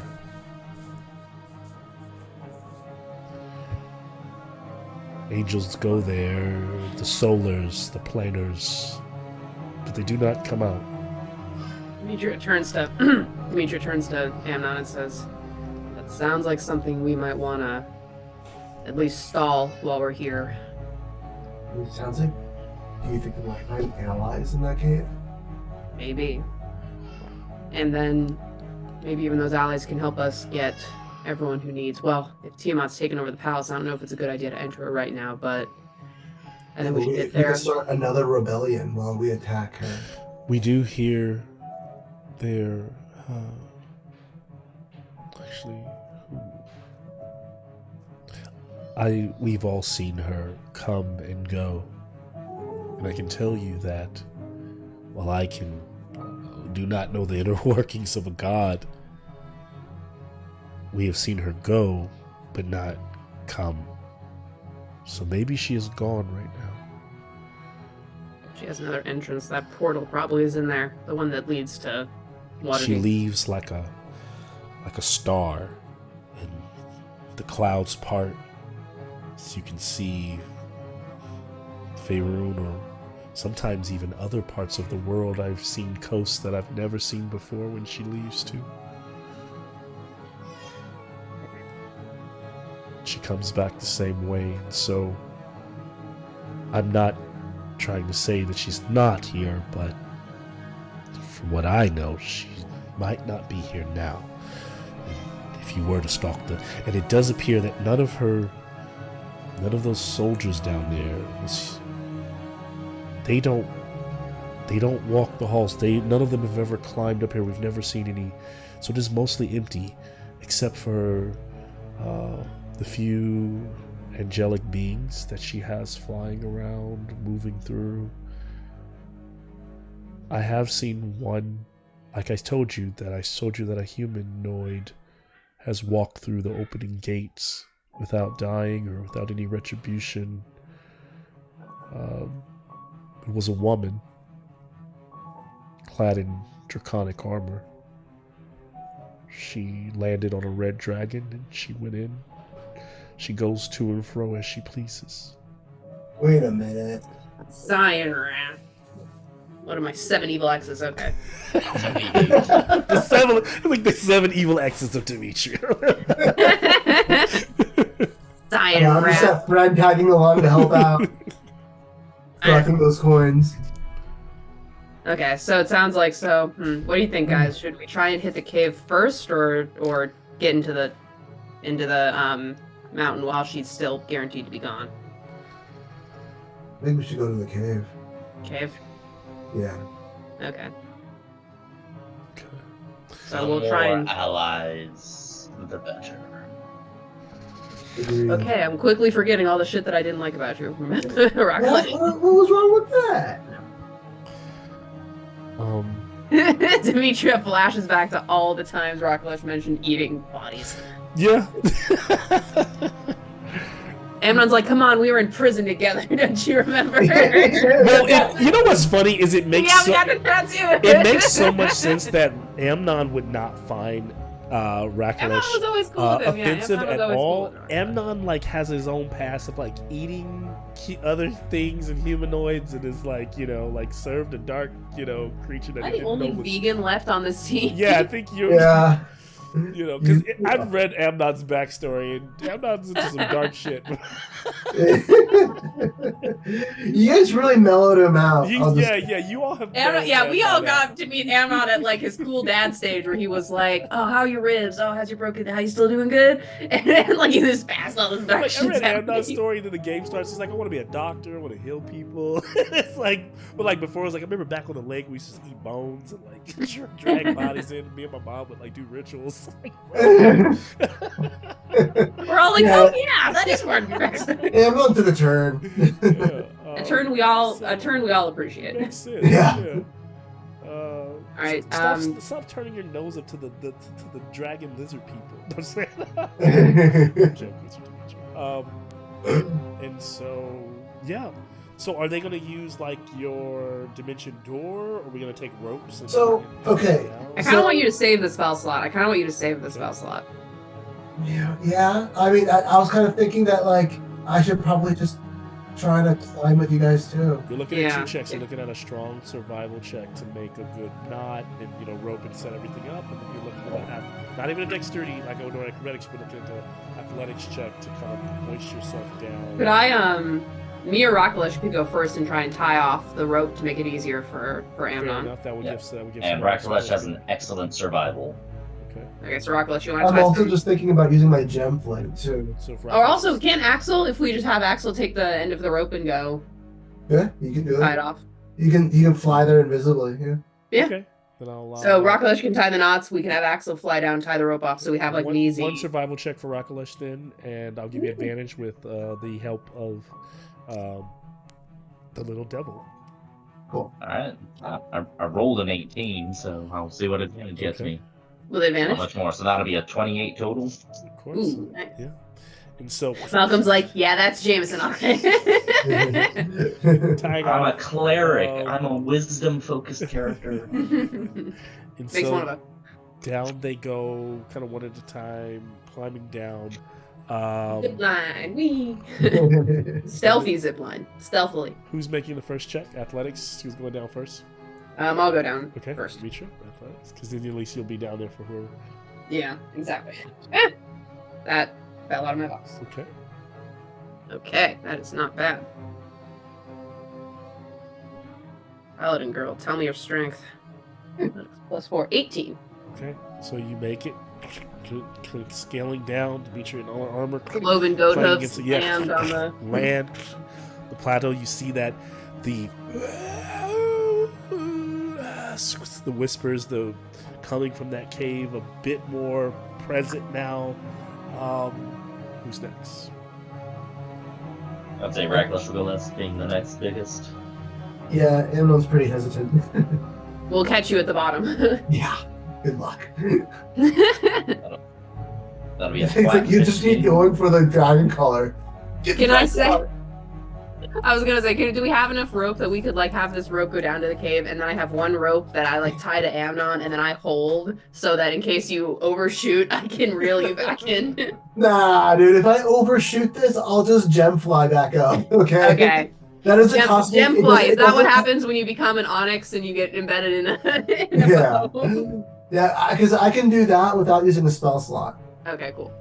Yeah. So I just want to save that just in case for later. Yes. No swan diving. Hashtag no swan diving. Yeah. No killers. No pulling a kildren. No kildrening. It's like our version of Leroy Jenkins. Yeah, it very much is. Yeah. Kildren jumping. Except Killer did for such a good reason, though. He did do it. And we tried Leroy so hard was to so save him. selfish. It wasn't in the dice. We tried like 4 or 5 different ways to grab him when he went Oh down. my god, we all tried. And he Mhm. didn't need to jump. That's the funny He thing. didn't have to. But you know what, dude? He doubled down on his decision, and he ended up making lemonade out of it. Yeah, And now he's like I mean- here in this campaign is like an ascended character. Yeah, exactly. And his next character didn't go out too well, but hey, help. Him and Drax did a pretty good job. He survived. Boo. What was his full name? Because it was Boo, but Boo was short for something. Ah, I forgot. Boo. Malcolm, did I email you Sojourn? the STL file for Rakalesh? If you did, it was a long time ago. Or was it recently? I don't think so. No, it was definitely a while ago. If you might. I know I sent all my STLs to Ohan as well. Check. I would say send them to Ohan because he makes a much better meter print than I do. Because I don't even have. I can't even print anymore. I don't even have a space for my printer. It's still packed away in a garage somewhere. So I would send to Ohan, have him print it. I'm happy to paint it if you want me to. But in me and Ohan live close, so I can always get it from Ohan. Yeah, I think I did send all my STL files that I had to Ohan just so he would have more stuff to print. Yeah, I think it's on me. I should be printing them. I actually think I have a printed Rakalesh, but it's like still got got a lot of support material on it, and I can't remove it without tearing the thing apart. What's it printed out of? Uh, Is it like the Resin. plastic or is it resin? it's resin. Oh. But my brother didn't adjust the support material and just did default. That can do anything, actually. Yeah. Default is kind of crazy. That Yeah, sucks. Well, you default can is use always like going to be. So it's got Printing. way too thick all over, so the support material is thicker than the most of the parts on the figures that it's attached to, so it'll just break off. Like it already broke off his tail. you can get these like little nib, like wire cutters, and That's what I was using, but like right on the arm, it put like an entire pillar. it's hard. Like when I was printing Malcolm stuff, I had to use a mix between small and medium supports just to keep it on there, and it was still Yeah, tough. this is the Racklash that I used to use. So until but send me your print and I'll. If you don't have your print, we'll get you. If you survive that long. But plus, my brother didn't put a tilt to it; he just printed them flat. Oh, really? Did the base even come out? Well, the base is on there and Okay. slightly risen. Oh wait. Resin. Yeah. I'm here all week. You're supposed to angle it. I'm slightly, here that all way week. the supports are better. I'll take any inspiration you want to give. But, like, I'll look for. Did you email it to me, Jameson? I did a while ago, I'll look but I for can it. resend that. That reminds me, since we're getting to the last arc, maybe I should send you my new Demetria fig, because I did remake her technically with the floating shield. Okay, yeah. Not with the floating shield, but Especially but if we with the plan to arm be thing. at the same table and you want to be like there Yeah. at the moment. That's gonna be. We're really close. We are really close. I'm Make sure to get boxes of tissues from Costco for when I start crying. Lots of tissues for you. Like only my Alcides figure came out Ooh. well. Ooh, That that did actually come looks out really nice. Yeah. Yeah, I know. I just got a brand new 3D printer, and I still haven't used it yet. I have to pull the plastic off of the plate and all. I will say I miss crying around the table. Crying on in Zoom is one thing, but seeing when people, because it's infectious. Because once you start crying, somebody else is gonna cry. I know. And it's gonna be we're all gonna be like, "Oh my god, it's the end." And people are gonna be like around it, like, "Whoa, did somebody die?" Nah, I'm playing a game. Well, you say that. Who knows? Last game. My wife knows. Sometimes I come out, I'm like, "It was a really emotional game." She's like, "What's wrong?" Like, "It was a really emotional game." Like, yeah. Babe, what's wrong? You're like, you would understand. Yeah, she doesn't get it. The emotional games are the best though. It's like I sleep like They a are. baby off of those. Like, Have a good cry. Have a good Yeah, cry. yeah. That's what I got. Yeah. Someone has trauma. Purged. All the negative humors. Yeah. And then if we do the Dragonbane campaign, I also already created a figure for that. I just need to purchase it. Okay. and so you all find that the passage that you begin to follow, it kind of climbs downward and then corkscrews through stone and before finally emerging through a space of the floor of a large cavern. The ceiling is about 60 feet above you overhead, and it's kind of bristling with stalactites. They're kind of dripping water, and just the floor is uneven and broken. And here you notice that there are several statues of more than actually, there are several that are standing in front of you, and you realize that the gallery beyond has kind of many more. You would almost imagine maybe even hundreds, that if you could even see into the dark. But all the others have been smashed or broken, like they've shattered. But these Statue of who? these beings, they all appear to be humanoids, winged, set in poses of suffering and anguish. Some of them covering their face, while others claw at them. Others reach towards the ceiling, their faces twisted in expressions of longing, fear, suffering, hatred.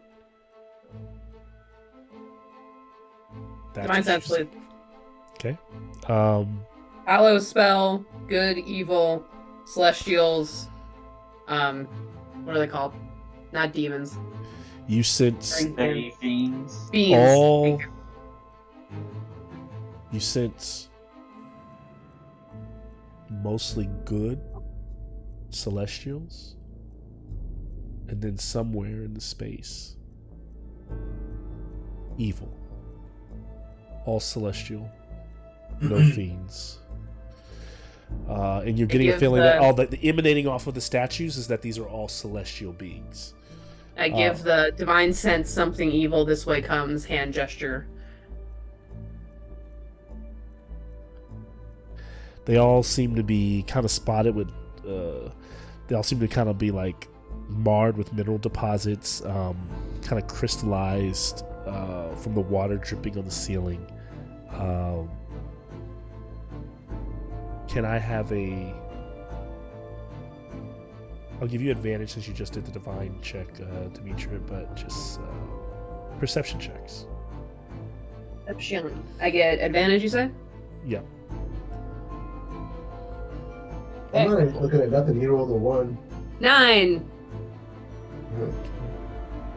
Big 9. We haven't had a big in a while.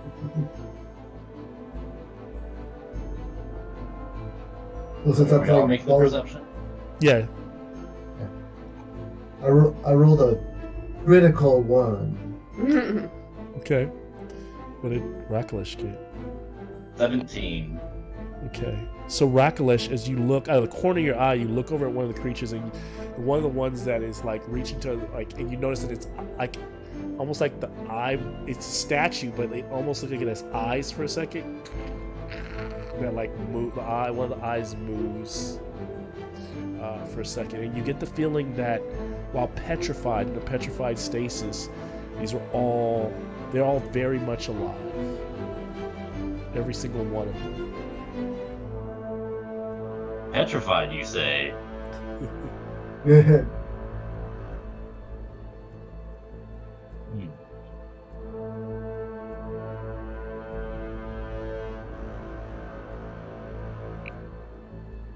So if you want help from one of them right now, I can do Greater Restoration.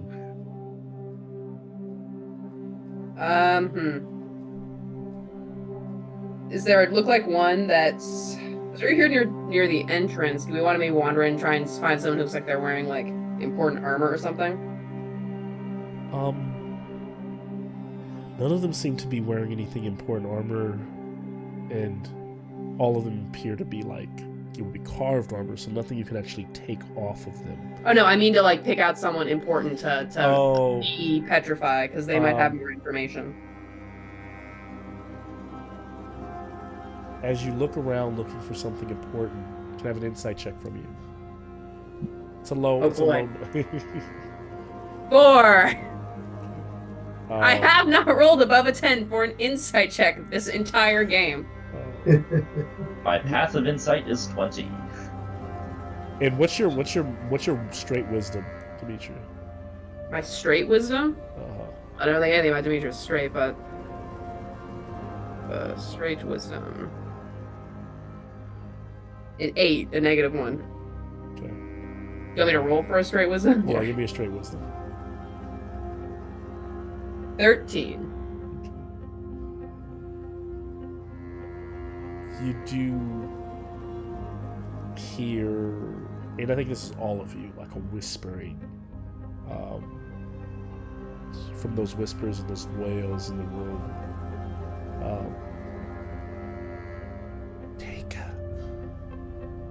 Each of you take a wing, or take a feather of our wing. It will protect you as you enter the palace. So something tells you, the whisper in the wind, that if you take a feather, that it will provide some kind of protection in the castle. Feather from the statues, or feather all the from... statues, because all of them are winged creatures. Some of them broken, but all of them. And as you go around the room, like you notice is that. So if I had to give them more descriptions, right? So one of this is reaching towards the ceiling. Its face is masked in hatred. One of them, the angels, is reaching out as though offering something, like hands outward, Another one of them, this angel appears to point to a spot on the cavern wall, and as it's pointing to that spot, its mouth hangs open in horror, so it's just kind of like gaping. You know, there's another one that stands with its feet apart, head downcast, and arms at its side. Another holds its hands in its face, concealing its visage. Don't blink. No Doctor Who fans here? Another angel covers his eyes with its arms, but appears to be smiling. Another kneels on the floor, buries its face in its arms, and another claws at its eyes and its face, and the face appears to be kind of torn and rent. I'm thinking we have some kind of Gorgon situation, so I will be watching where I look. I don't know, Rocklush, who do you want to wake up?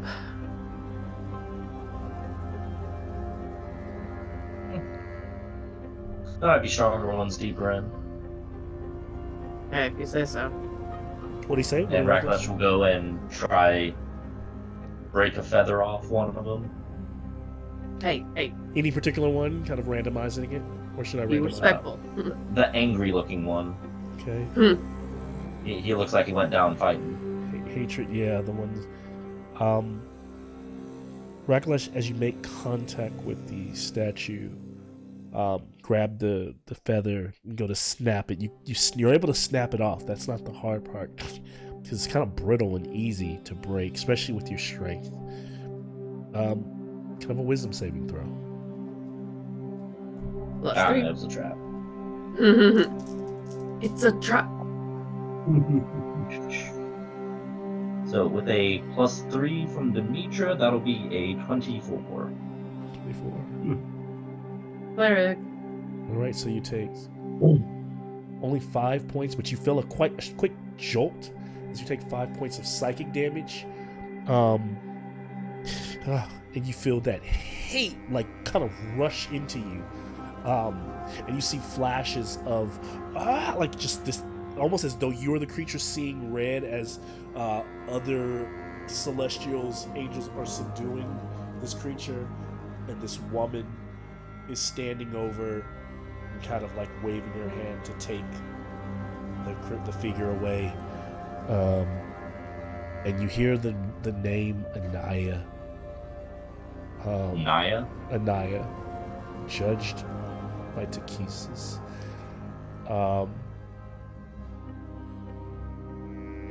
So you have one of the feathers in your hand, and you do feel it's cold at first, and then the longer you hold it, it's kind of warm to the touch.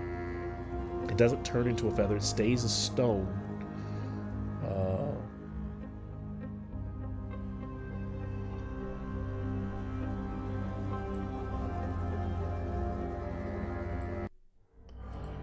What's happening over here? As you hear Hiding. I grab Amnon and I drag him behind.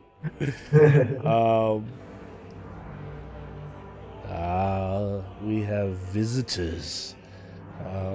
As you kind of feel the presence of another celestial, and Demetria, you immediately feel like this is that dark source, that celestial that evil that you sense in the room. As a figure enters the space. Actually, let me look.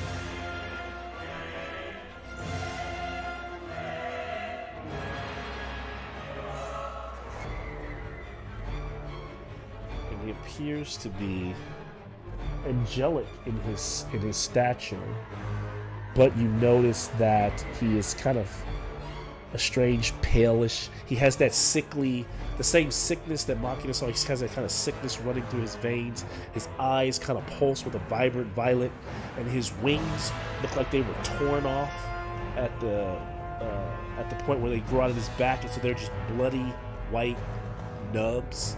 And he has kind of this mace in his hand, Because you're here to defy to pieces. I defied her once, but she gave me a second chance. And now You can defy her again. You can defy her again. Remember who you are. I am not You've come to liberate Mount Celestia.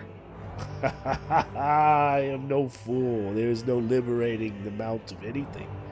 We all are masters to it. You are just a master to you. I follow the winner. I'm putting all my No bets one has on- won this battle yet. Um, Return to the light of Bahamut. It Paladin. seems Anaya would like to speak with you. I will cast Greater Restoration on the angry one. Hey. Okay. As you do that, he kind of like appears before you, like within 10 feet. And as you're casting it, can I have an initiative roll from Rakalesh? Ah. And I'm 8. Counterspell. Interception. Okay. I mean, I was already right next to him touching the statue when I was taking the feather. Yeah, I just want you. That's how quick. that is, you're like reaching out, like as you're touching, like that's how quick. The creature will just suddenly this burst of energy comes off of him within a 10-foot radius. Return to the light. I need a dexterity save from everyone, and we will roll initiative after this. Rocklesh's initiative is locked in. Dexterity save, you say? Dexterity save. I rolled a 20 for the dexterity save. 16, including the +3. Right. 15. So that will fail. 15 will fail. Holy shit, my Christmas saving there was a +12. And I roll persuasion to make him our friend. I think Redemption. Rakalesh just kind of locked that option. If you failed, you will take 23 fire damage plus 27 necrotic damage. I would like to hellish rebuke him, please. Okay. That will be a wisdom saving throw. And so 23 and 27, you can take half of those if you pass. If you pass, that would have been, you'd pass on a 23 dexterity save. 23 plus 27, that's 40, 50 points of damage altogether. 50 points of damage. Okay, so he needs to do a wisdom saving throw to see if he also needs to take 50 points of damage. All right. Wisdom So is save. it 50 for a fail or 50 for a save? Or fail. Okay, cool. Whew, that's a lot. And so let's go ahead and get into, as you do rebuke. Let's roll for his, we already did. And so Rakalesh had 8,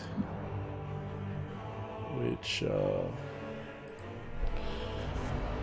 Demetria had. Did you roll initiative yet, Demetria? Oh, no, I haven't. Sorry. Okay. Sorry, I know I need to roll. I'm going to roll my 9 for my- initiative. Sorry. And I know that I didn't ask for. Chippy's not here, and then Amnon. Got 11. 11? Okay. Everybody's in the same, interesting. Everybody's in the same ballpark, including the creature. We're synced up. Yep. The wisdom Well, save you playing for said so long. will be. Yes. You got a 20. He passes, so he takes 25 points of radiant damage. Alright. And is he resistant to radiant? Let's see. I mean, he's evil now. I know. So I am going to. Do you lose your resistance to radiant? He no longer walks in the light of Bahamut. How could he? I'm going to still give you be the full. resistant He to looks sickly. I'm going to give you the full damage. He is not radiant resistant. radiant. Thank you, Bahamut. Plus, he just dealt necrotic damage to us, meaning did. Mm, He true. did. Resistant to And it? No. so as he does that, if we were like going directly into combat, it looks like he's just made an action. Amnon is up, then Demetria, then Rakalesh, and then repeat. So that's where Okay. we are at right now. Amnon, what do you? I will.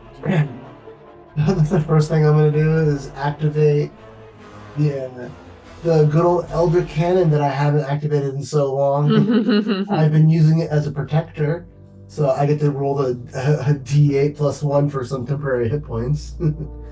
And then that's my bonus action. And then my main action, I choose to summon a fiend. Classic. I thought you said you weren't going to be summoning fiends in Bahamut's place. I didn't say that. He's like, a what? we said the whole summoning the forces of hell in the celestial. No, palace that's like idea. calling up a rock. We're not going to call up a Raka while we're in Bahamut's palace. Yeah. Well, I'm sure Rock will be all right at this point. At this point, I think we just need as many players as we can on the board. Action economy. Yeah, I've been doing this in Baldur's Gate, and I'm like, damn, this is really good. Oh.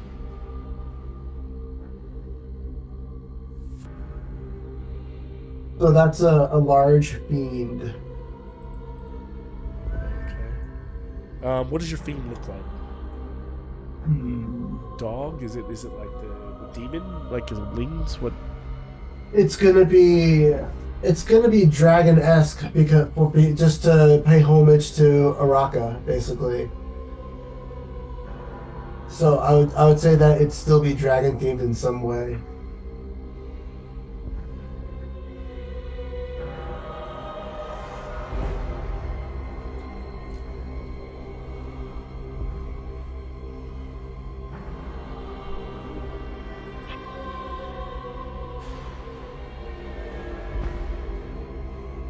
Alright, so as the fiend materializes there before you, kind of like sickly white, devilish dragon creature from beyond hell. Is that your action, or can the fiend act in your turn? The fiend will, yes, the fiend acts right after me in our thing. So the fiend will attack, and he's gonna do a hurl flame. So he's gonna stay back with us. Ignis. Oh, Yeah. See. Okay. So it's a multi-attack. I'm gonna do them all at the same time. Malcolm, before we even get to my turn, is this guy technically an undead or a fiend? he is a celestial. Okay. Yep. Just Even though he's as fallen, you get the feeling that he's fallen, but still that he remains. I'm not like he's plucking up my irrelevant. D8s for smites, so I'm creating piles.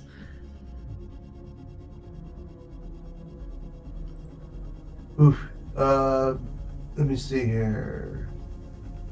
Just trying to see if I get any bonus to the spell to hit him. You are All right. forced to defy. The highest that I rolled was a 12. She commands an army of angels, and you think that you can win this? Yeah. Emnon's done. Cha. Paladine always liked your foolish optimism. Seeing as you live, what, 100, 200 years at most, you are babies in the grand scheme of things. I do not understand his love for you. That's kind of possible. I'm glad you've come. Don't they always? And so, yeah, so what was the damage? Was that supposed to make a... Sorry, caught up in roleplay. What was that supposed to do? With your... Oh, Amnon is done. Was there any damage to the soul? To the, Well, so he rolled 3 attacks, and the highest of the attacks was 12. He did not, yeah. He did not hit, so... Yeah. Okay, so that was it. We were done. Okay, I got so- on the board from there. As we move from Amnon, no legendary actions. It's not like he's responding. He's just kind of standing there like, foolish beings. Demetria, you're up. I'm going to close with him, please. I'm going to bonus action activate my hovering shield, which gives me 2 free hands to grip the Mace of Disruption. So it goes up from a d6 to a d8. And I'm gonna attack him. Gonna whack him. Whack. Bonuses. That's probably gonna do it. Plus 10. 18? That will not hit. Just like you're like going, you like kind of like barely kind of blocks and staggers back. I'm gonna use my inspiration because they're stacking. Okay. You get the feeling 19. at his highest, at his, had you been fighting someone with Paladins and Bahamut's true power, it'd be even harder to hit, but you're like so close because he's somewhat he's not optimized because of his dedication. There's kind of his wings are torn off. He doesn't move as quickly. What do you got? 19. That will hit. Hey, okay. So that's one attack. We'll do double-handed mace, and I'm gonna drop a first level smite on him. Okay. It's like that movie Legion where their wings are armor as well. Yes. Absolutely. Do you want the radiant damage separate from the bludgeoning damage? Jameson knows all my shit. Like basically everything is from a movie. All the way I see shit is from a movie. So if you can call like all the movies I've seen, I'm like, yep, that's probably it. What's that? I'm sorry. Do you want the radiant damage separate from the bludgeoning damage, For or this? No, give it to me all straight. okay? So that's 12 points of damage, and then take a second attack, which is not going to hit with a 17. You took 12 points. You said 12 points. Yeah. And yeah, that will be my turn. Okay. Got him once. Yes, we see Demetria, bam, tag him. And she's using her mace, or like radiant. Yeah, Yep. so because it's sort of like in one movement, she's going towards him, she has a shield on one arm and the mace on the other. She kind of tosses the arm that has the shield on it up. The shield detaches and starts to float as she grips the mace two-handed and brings it across him. His head staggers back for a second open because, as she hits him, leaving a moment for Rakalesh to take action. Yep, he's got a greater restoration that Anya statue. Okay. Or Anaya. The angry one. Yep. Get him, Anaya. As you do it, you watch the petrification on the statue kind of crack and roll away, and as she's beginning to move, she goes right back to being almost like it's a perpetual state, like almost like as you restored it, the spell is cast again. Your silly spells. You are as he's blocking Demetria's attacks, he's like, so silly. He's doing the what's the guy from Matrix? Yeah.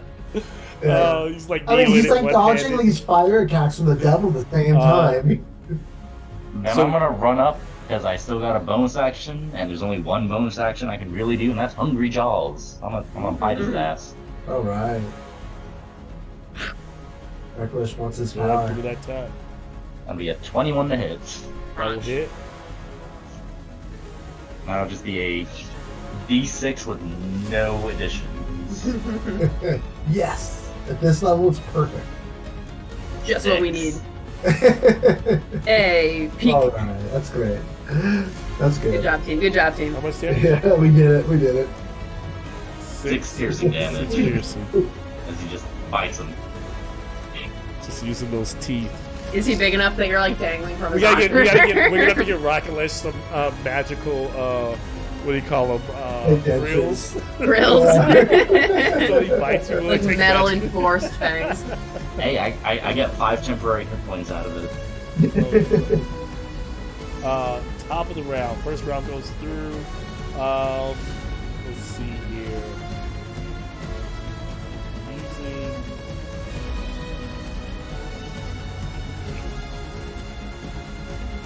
We will. Oh, I do have some because he doesn't have any. Yeah. That's why. Because when you lose Bahamut's favor, you lose your legendary actions. Makes sense to me. I'm going to. The only legendary is through Bahamut. Damn, Cheryl. Can I go? That's funny. Youth pastor Demetria. He's gonna go for using that flail and attacking. So he's gonna pivot behind him so that he's. Wait.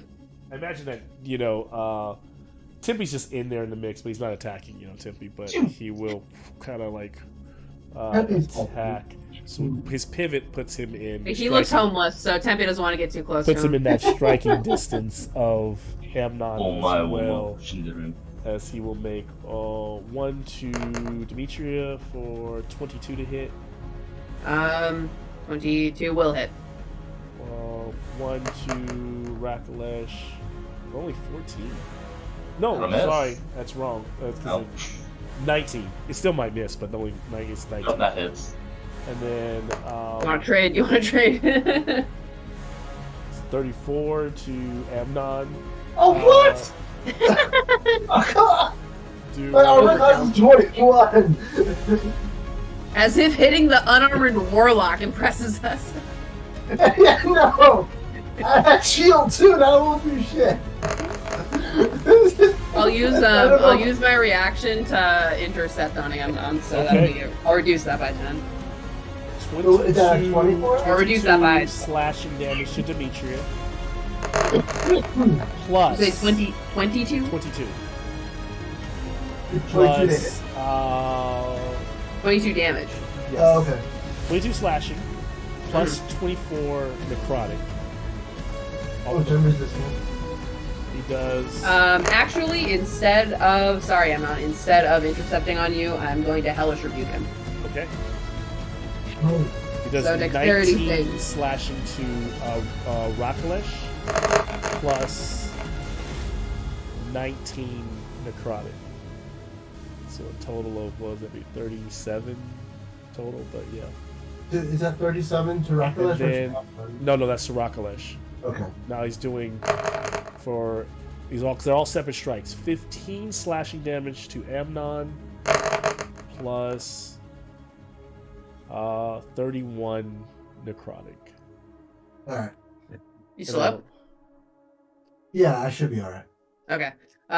Dexterity saving throw for hellish rebuke, please, sir. You got it. Dexterity save. Oh, he's not. He's slow right now. Got a 19. He will pass, so he will take half. 3d10. That's 7, 9, 10. Well, he'll take 6 points of fire damage. Okay. Oh. Every bit counts. Take the fire. Takes all the fire.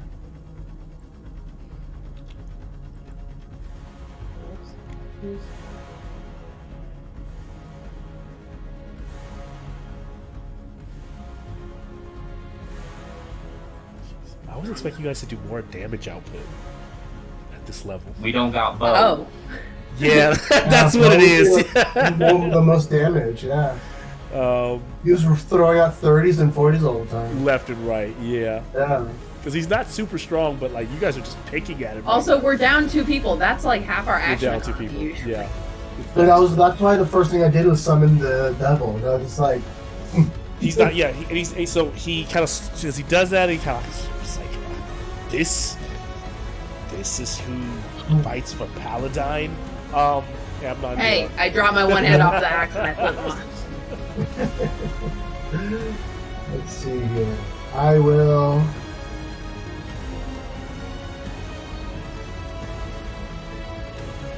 I'm just like thinking if I should just like flee. You should get away from him. Yeah. So. You got any devastating spells? You know, it's a good time to use it. Yeah. See, that's the thing. I can. Do I blast I mean, your him? Eldritch Blast do a shit ton of damage. Yeah, but I'm right next to him, Malcolm. You just back away. You take the opportunity to attack. Yeah. Well, no, I mean, I'm not worried. It's okay. Listen, I have the gunner feat, so I'm not worried about firing at point blank. Okay, Actually, so you can cinematically, it's gonna be fucking awesome. Okay. But due to my history, I really just want to get the fuck away from this guy, you know? Because I am If very. this is the guy that scares you, this whole place is gonna scare you. This is like, you know. I know, but. I mean, hey, Ohan. According to my aura of courage, creatures 10 feet around me can't be frightened. You're right. Then he's gonna go for it. That's what a Rocco would do. All right. So then, I'm like basically take out the collar and just point it blank in his face, and then fire all 3 shots. Oh, charge. Can you use all 3 charges back to back? I think a charge takes a action. No. Eldritch Blast. I'm sorry. Oh, yes. You're saying. Oh, you're using the. Silly. I'm thinking you're using the dragon collar in. Yeah, because the charges don't do anything to the him, dragon won't collar has 3 charges, right? You're like, I'm using all 3 blasts, but yes, you're cinematically using your dragon collar. You're channeling your Eldritch Blast through it. Got it. Do it. Yeah. Yeah, because the charges only work for dragons. Yeah. Fair enough. Yeah. I mean, am I right about You know what I'll do? I'm gonna be give me a.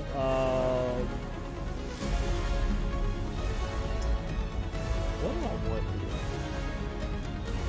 Since you are striking and you're also using, give me an athletics check here. Before you make your check. This is free. Okay, well, I mean, athletics isn't like his thing. I know it's not. That's why I'm making it. If it works, you know, you. Okay.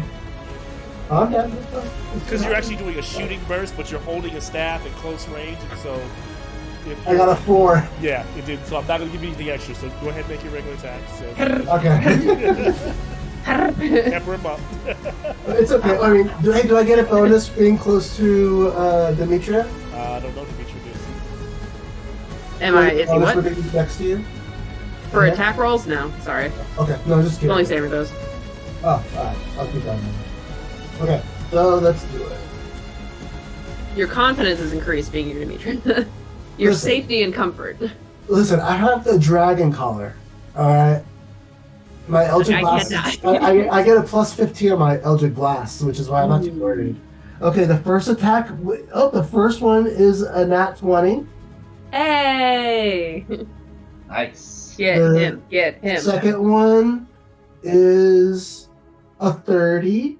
And then the next one's a 25. Okay. Hashtag Anything above 19 hits, so. Okay. Sorry, guys, I'm not like prepared. And Rocklish, I think you're next. Are we ever? Rocklish, can you give me? I'm usually better. Can you roll about it. 8d6? A single D6? 8d6 and roll and add them up. No. What if he just doesn't? He can choose not to. I'll roll them then. Let's see. So Malcolm's outsourcing our own torture. He's like, waterboard your own damn self. I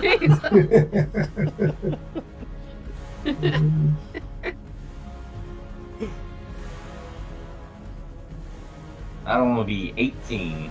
Okay. I'll hold that number for now. We're still on the Amnon.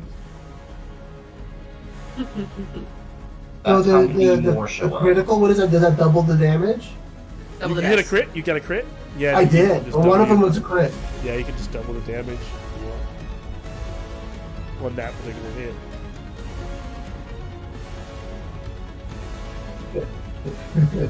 Okay, so I get him for 47 damage. Yeah, that's what I'm talking about. That's the Amnon I know.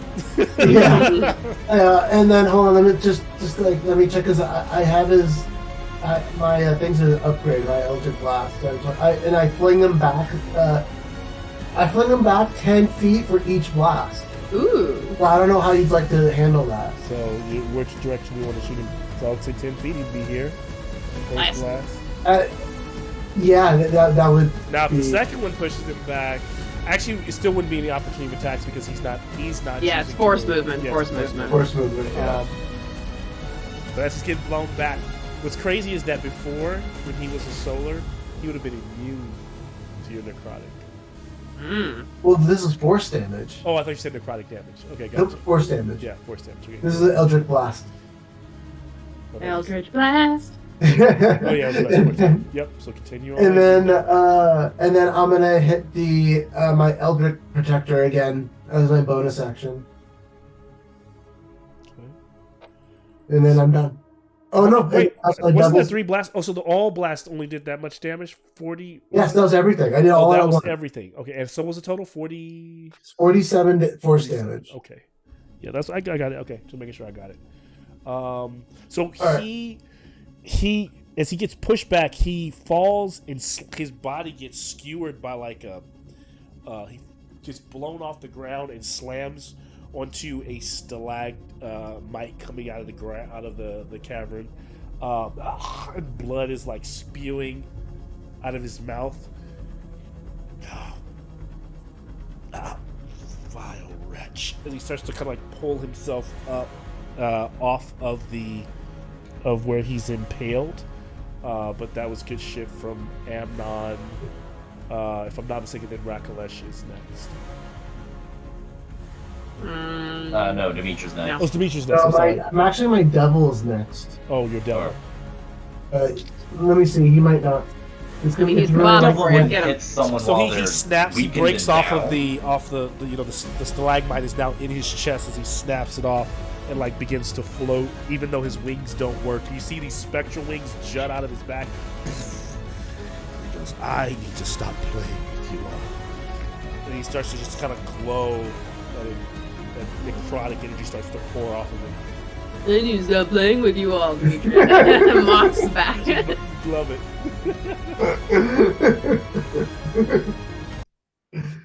Man, we're such trolls. We do. That's if all we can do is make him angry. I've done like barely double-digit damage to him so far, so I need to take what I can get. Yeah, Hey, no, back down here. It's over, Anakin. I have the high ground. It's over, you my fool. my spell attack modifier. That's what I was missing. It would actually be more like It's a this. plus 10. Okay. Alright, now my little devil will be useful. I get a plus 10 to his attack rolls. Alright, devil, make your attacks.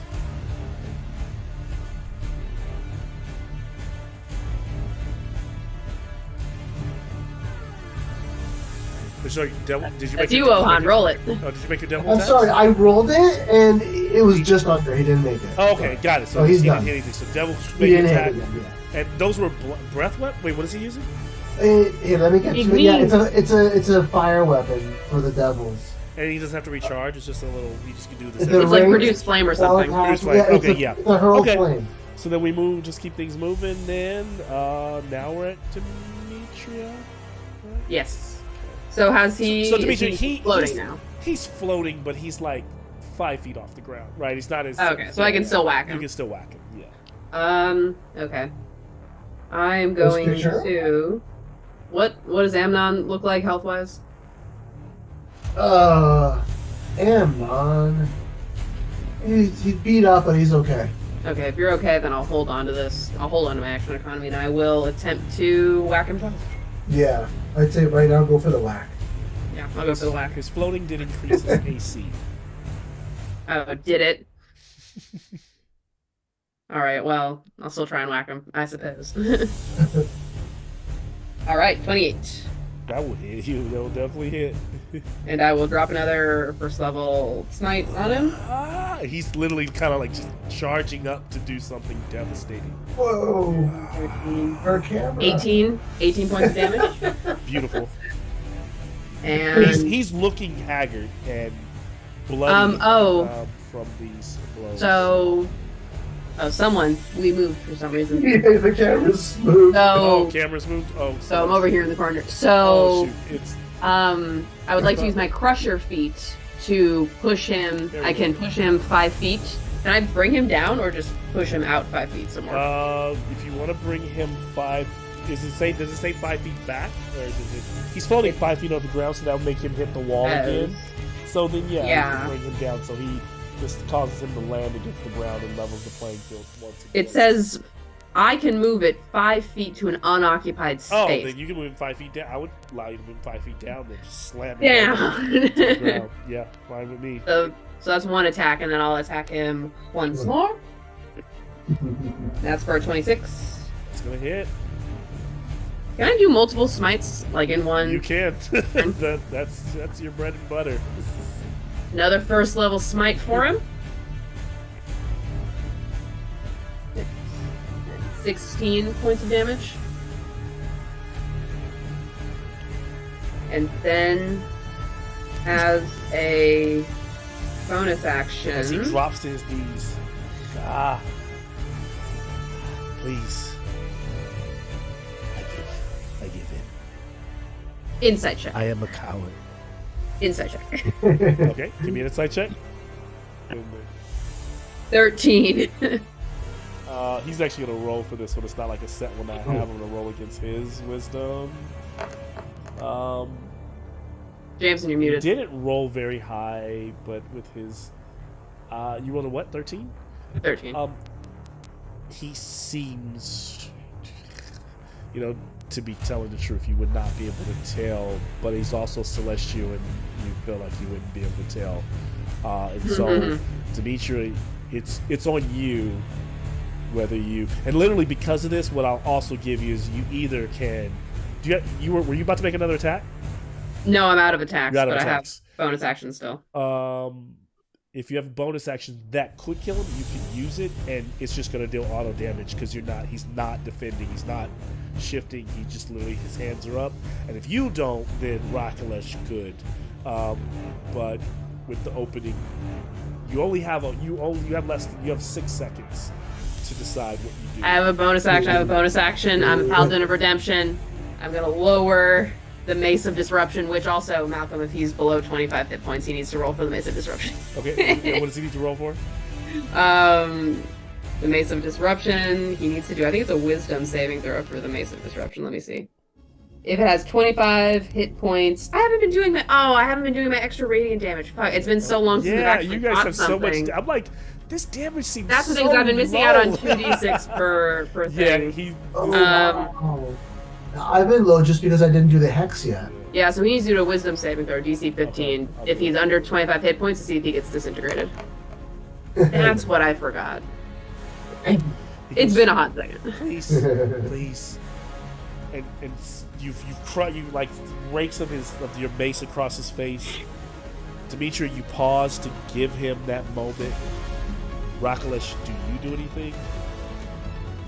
Rakalesh's passive insight is 20. Okay. Was he being honest? He appears to be being honest. But then he's like, no. As the extra radiant damage, or the what causes him to, he just starts to disintegrate. His body collected away. Demetria kind of holds out a hand towards him like, in your last moments you were redeemed. As he fades away. You get the feeling he was telling honesty, and the reason I'll say you get the feeling he was being honest is because he said at the beginning that he was one of the ones that turned against Tiamat, and then when he saw what happened to everyone else, she gave him another opportunity. And so essentially he was a coward. I respect a coward. Cowardice is an underrated character. What I also was forgetting to do my weapon damage bonuses. What's left behind are 3 feathers on the ground of his that kind of have they go back to having like a slight aura of radiance to them that necrotic seems to have burned off. And Rakalesh realized that the feather that he is holding is now an actual kind of grayish feather. Hey. What happened to the chick that you unpetrified? She petrified. She re-petrified immediately. Yeah. So you feel like it's like a spell. perpetual, When we free Alice. And so here you all are. Can I drop another divine sense just to check and make sure that we're good. Yeah, and as you do drop another divine sense, you sense only the good throughout the hall, or at least within 60 feet, or as you move through. And Loot the room. yeah, as you know, it appears to be. It was just him there, as the jailer. The far end of the hall, you find a door, a large archway, but a large door, like almost the size of like a giant would fit through. Double doors that are open that lead up these dark, almost like just feel like they were like carved into stone stairs that you expect lead upwards into the palace. But I'll leave it to you to tell me more about what you might be doing here in this moment. My only concern is if we go up into the palace and something happens where we have to bail, then we're still leaving Stagat and the spirits kind of out to dry on the steps. I almost want to backtrack so we can go right up the steps to talk to the seraphim thing that's keeping the spirits back. Or we could still go up it and just try and make sure we hit the front door before we go deeper. Yeah, it's completely up to you. This is your dungeon crawl. Well, I mean, we're not. It doesn't look like we're getting any allies here. Yeah. This whole path is kind of failed at this point, right? Yeah. It didn't work out the way I saw it working. I saw like a bunch of people in cages. We let them go. Bravo! That's what I was expecting. But why would we have anything like that? What I didn't say but is the 18 that you rolled, Rakalesh. You have 18 temporary hit points. Huh. And you have, if you don't already have it, you have resistant to necrotic forces. Yay. And that all comes from you holding the feather, having it on your person. So anyone that for else all who of has us? a feather, then you all need to roll. If you take a feather, you can roll 8d6 and add those temporary hit points. Well, that ruins what I was about to do. 8d6, you say? Well, if you were going to give temporary hit points, then it would stack, right? They would. No, temporary hit points don't stack from separate sources. Oh, got it. Yeah, that's true. Yeah. Unless you want to allow it. In this case, to not take that away from you, I'll allow it. If here's the thing, because I think the way I look at that rule, it's made so that players don't stack temporary hit points on top of hit points. But if I'm at the GM and giving you temporary hit points, I'll allow you to still use your temporary hit points. I'm gonna Edna's gonna pull out a little mug, you know, it's be steaming already. Who knows how that happened? He's gonna take a greater potion and start pouring it in the mug. Yeah, I get ready for the next one. Yeah, so I'm gonna drink one of the. Oh no! Wait! Before you drink that, I would rather lay on hands you because you can drink the potion when I'm not close to you. Oh, okay. Well. So I would rather lay on hands you. Alright. How much do you need? Well, I'm down 40 from max. Okay, let me see. So I mean, I have 85 in my lance hand pool, so I'm gonna give you 40. Let's get you back out there, Doc. Down 87 from max. I will give you 20, Doc, and I will give 20 to the cannibal. It's 38. Just. Yeah. My phone does not like me. Because I was gonna I'm gonna help the party by casting aid at 5th level, so we all get 20 added to our maximum hit points. All right. 20 added to max, like max override? Yeah, so it's not temporary. Okay. So I'm just checking. On D&D Beyond, I'm using the app here. I would put in like max HP modifier, put 20. I think so. Okay. Look at all these numbers. So many numbers. Yes. Also, thanks to the sun card, after that fight, Demetria sort of rolls her shoulders back and a little bit of hardiness enters her as now I have that paladin ability where if I'm below half, I auto heal every turn for a d6 plus 8. Oh, And I was gonna do a 4th level false life. Okay. So Crochet. we're climbing back up to the main path. We're gonna check out the guy that's On top of the stairs. So we don't want to go through the palace. We want to backtrack. Yeah, because through the palace is your girlfriend. Yeah. Which you can probably kill her now. Well, knock on wood if you're gonna say it like that. As you turn to leave to go back, you hear a shifting of the cracking, similar to when Rakles was casting that petrified, the way the stone was moving, and then you hear and you turn around, and where Anaya was standing, it is shattered yet again, almost from her pure force. The figure lays nude, almost mostly, but except for like a loincloth and her heavy like wings kind of pulling in to cover her body, her pale body, her long black stringy hair. She looks up.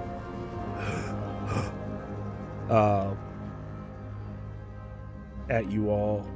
You freed me. Bahamut, Paladine has been betrayed Betrayed?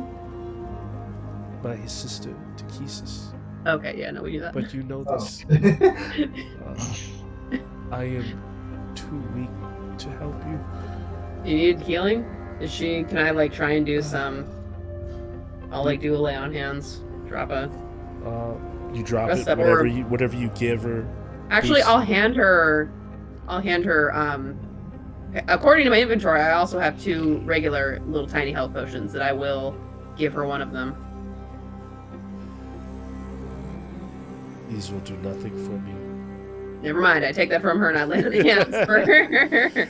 The lay on hands will work. I'll lay on hands for her. I'll give her 10. And she says, "Have you come to defeat the queen?" We've come to prepare to defeat the queen. I see. I see much bravery in your heart. Insight check. You're strong. Insight, give me. All the hot women we've met so far in this game have been evil. True. Good call. Actually. 9! Demetra, she seems like she said. Demetra's just like, man, she's hot. She gotta be tough. This one's gotta be the one. Demetra every time's like, I've earned this. She's I like, deserve a Yeah, nice hot and woman. we didn't trust her until she was all ugly in hell. That still tracks. yeah, yeah.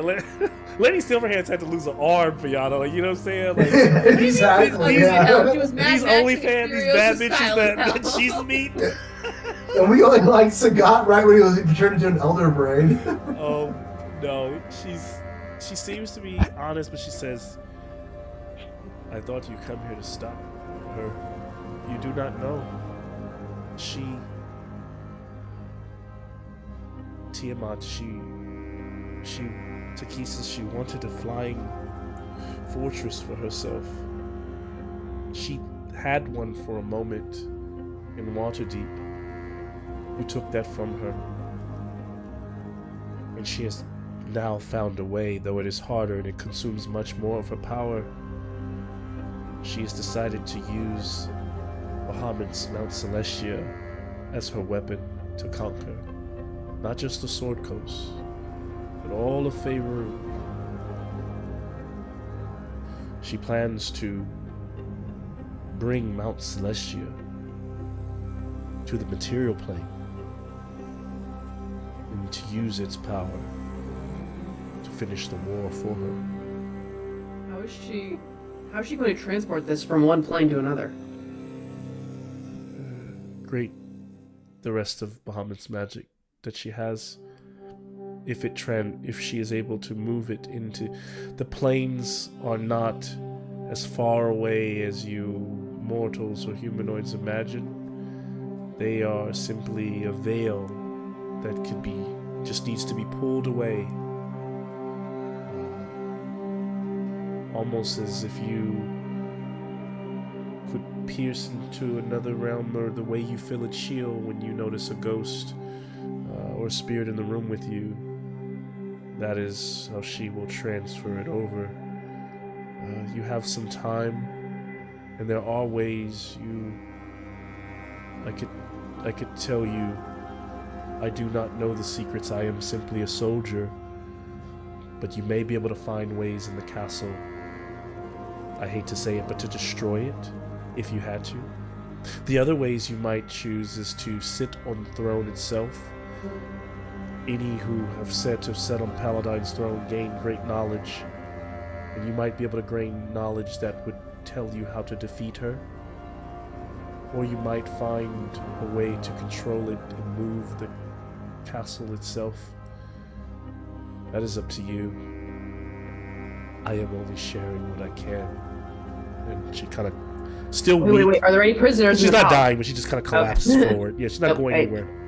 Give her a little pat. Hey, real quick. Any prisoners in the palace?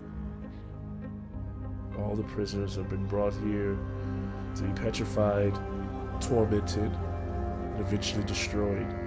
There's no one else. There's not an old crazy man what are the descriptions? There's not a monk dude. The descriptions of the other Bahamut elements, Fizbin. right? The other Fizbin, yeah, him. Is he here? Do you know? Have you seen him? Fizbin Well, no. is Fizbin's no more. no more. He died in the material plane. We felt him leave. We do not know how it happened. There is only one soul left. No. One to God damn it. one to bring Bahamut back to his true self. Though no Peppy, one- walk over there. Earmuffs, Pepe, earmuffs. Earmuffs. Girl stuff. Talking about girl stuff. Over yours. It's funny because Raklish doesn't know Yeah, Raklish is what like. is the aspect of Bahamut. He thinks Lenore is just something that needs to die for the sake of the universe not knowing why Opposite. it's important. Opposite. Okay. Damn it. Okay. Fuck. Okay. Damn it. Okay. Demetria gathers his. Okay. That's okay. Thank you. Thank you for the information. While we're moving, Raklish is going to cast Prayer of Healing at 3rd level. How many creatures is that? 6 creatures. Hey. 3d8 healing. That's like Thank a you. potion per person. Hey. She goes and picks up the weapon, the Morning Star from the fallen,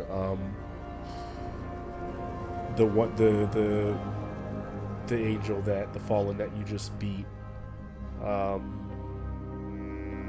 She kind of spits in the area that he was. Coward. That'd be Sarion. 20 healing. She takes his weapon, and in her hands it goes from having that like necrotic glow back to a radiant aura. Like she kind of claims it like rightfully back.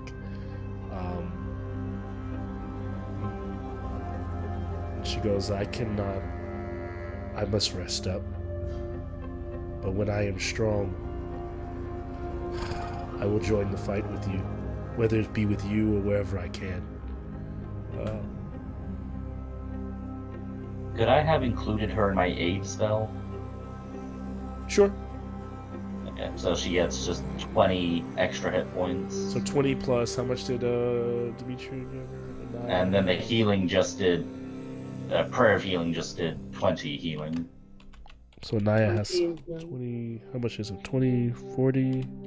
So 20 I healed her healing, for another 10 hit points. and then her maximum hit points increased by 20. By 20, so she's like... I'm probably bad at math here right now, so let me know if you... she's like a little over 50?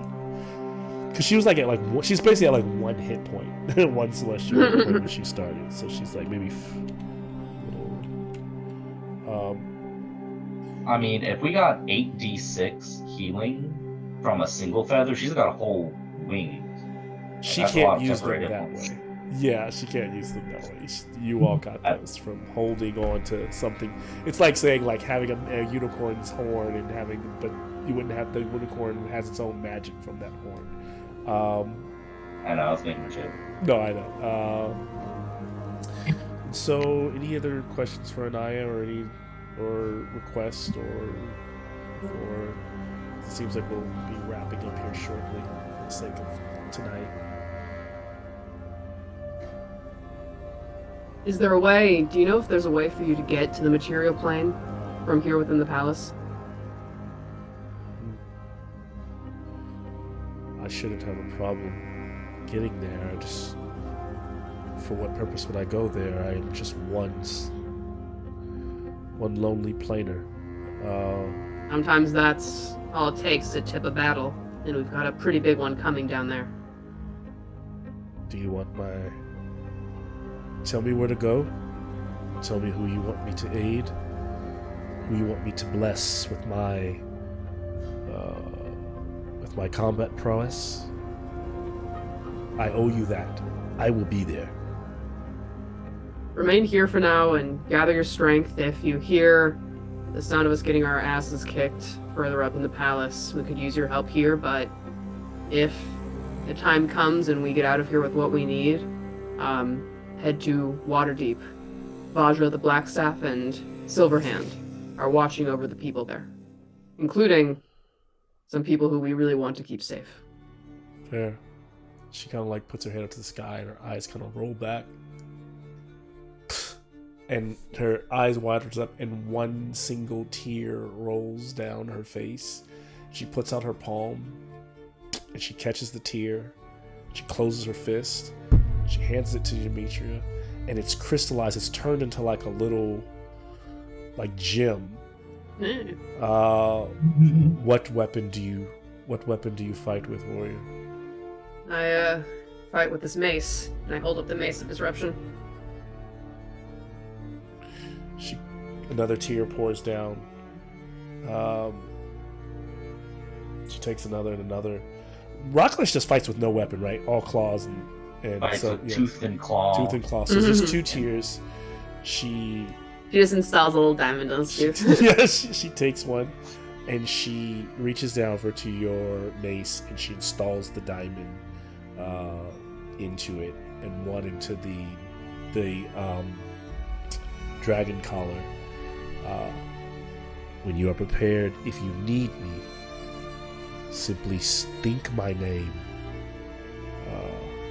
It will burn the tear and I will show up.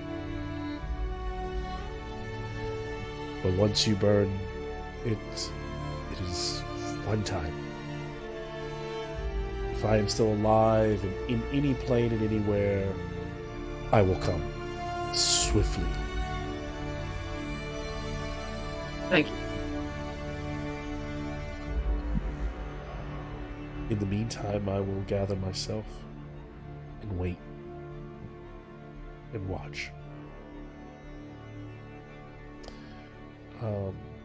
Moments later, you are back on those stairs. All of you are starting to able to better see that those little motes are like trying to materialize into different figures sitting on the steps. All of them with kind of blurred faces. Sometimes you might make out a familiar face, maybe someone you met in a marketplace. Not anyone in particular, not someone that has some information to get, but just familiar faces in terms of these are all people. People from across the Sword Coast, from across the realms, who have died, who deserve their right to enter the Palace of Paladine, but cannot. And then down below, you still see them armies and the tents. Are they heading up towards the garden, or like the top where the opening is to the castle? Is that what we've decided? Yeah, Yep. we'll go back. Ghostbuster style, walking up in a line. And so as they walk up there, it's a beautiful garden, trees, and then this face, kind of the opening is this massive structure, enormous structure that, like I said, it's not even built. It's not built for humanoid of any type, but for other beings. But it is almost like a drawbridge over a moat, like built to construct it in the visage of Paladine himself. It still gives off that kind of dark energy, though, and the archway beyond the mouth that leads into the palace is dim and dark, while everything outside is kind of beautiful and bright. How do you proceed?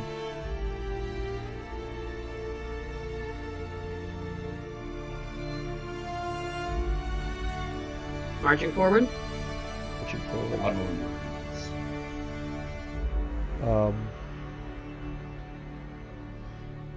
And so, as they get inside, I know I said we're closing this here, but they find themselves, even though it's kind of dark in here, they still can feel the aura of Bahamut, that kind of reverence. And suddenly, from the darkness above, there's this large eye kind of drops out of the darkness and then lights up. And as they see it,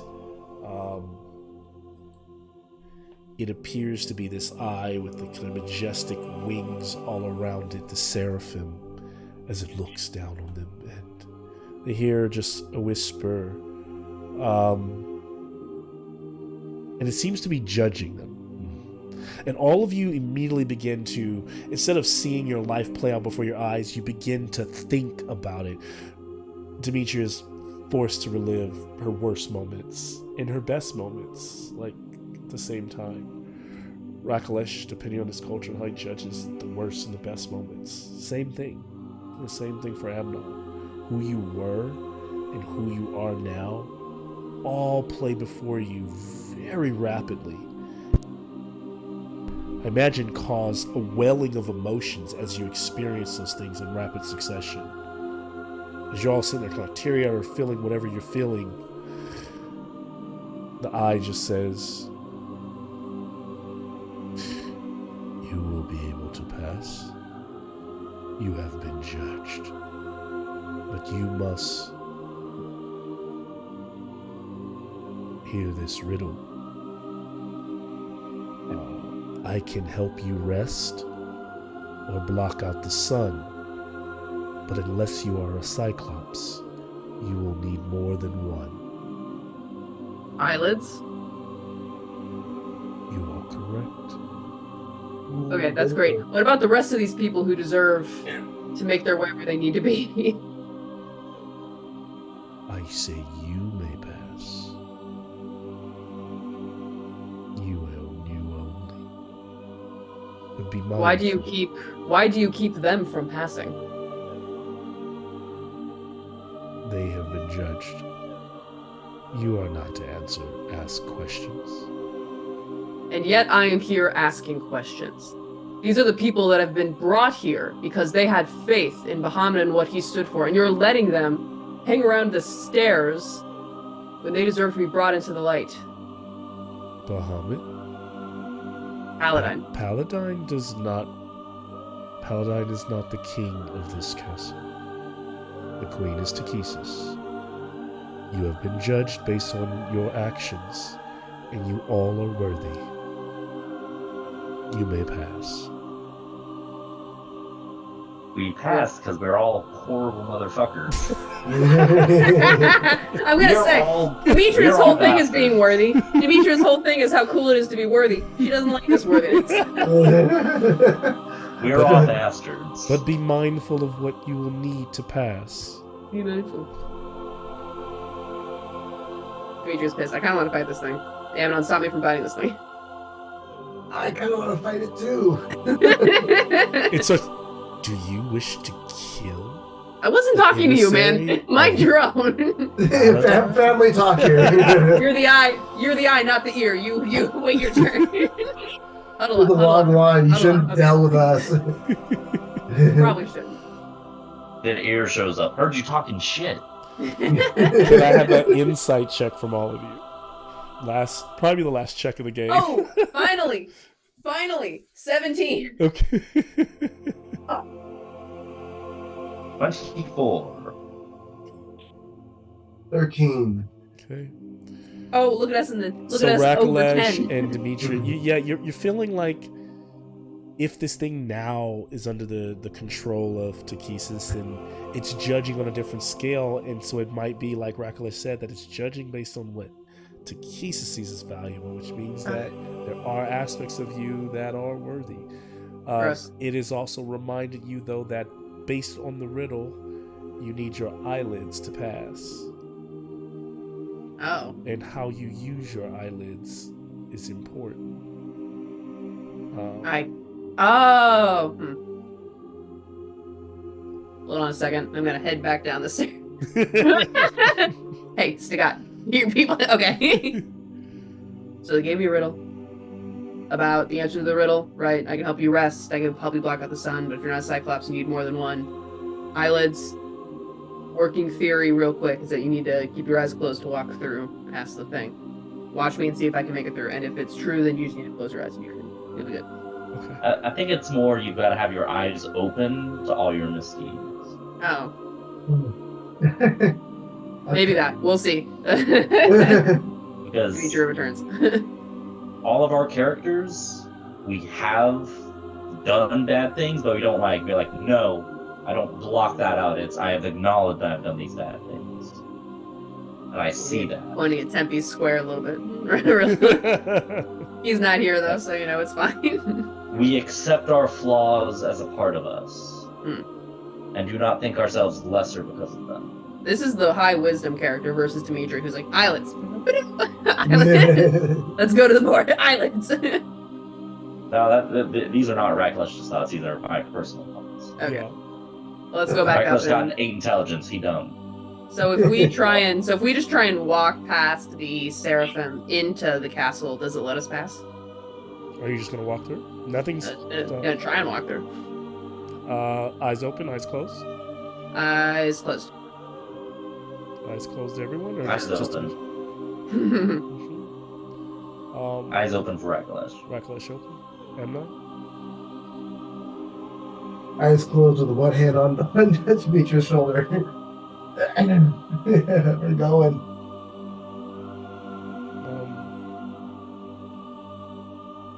If you can't see, you fall. You die. Difficult terrain. So as you all walk through, with your eyes closed in that darkness, you start to feel a warmth against your eyelids. Those of you who has your eyes closed. And then Raklesh, it gets very dark as you walk through. And the warmth suddenly, as you are passed through on the other side, you feel kind of at any point it's time to open them. Dimitri, you open your eyes and you can see a hall before you with some broken statues. Halls going to your left and your right. And another hall going down and a door at the end of it, maybe less than 50 feet. Your eyes adjust. Same for you, Amnon. Raklesh, everything stays dark. You are blind right now. It's just still darkness, and it stays dark. It's a very interesting theory. I liked what you.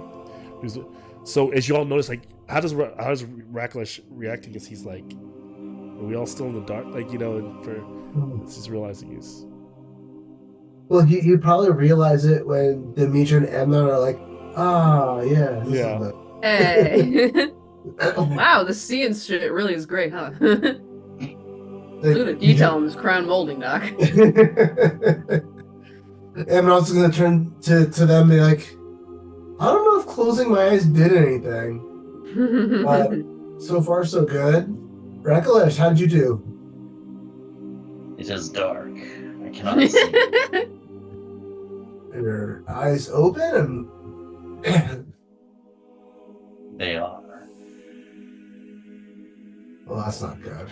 And though Raklesh cannot see anything, he suddenly, in the darkness, sees a flicker.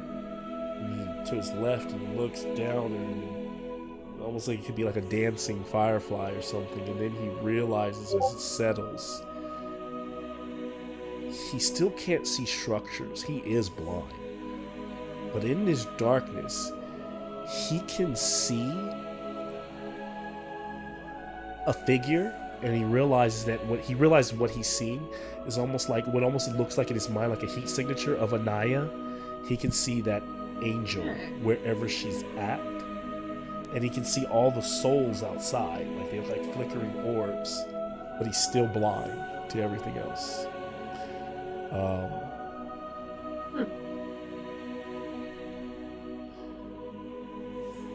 And I think that is where we're going to leave them tonight, preparing, because there's much more places to go. What I will say is, in the material plane, actually, Rakalesh, through the darkness in your mind, you start to get another vision.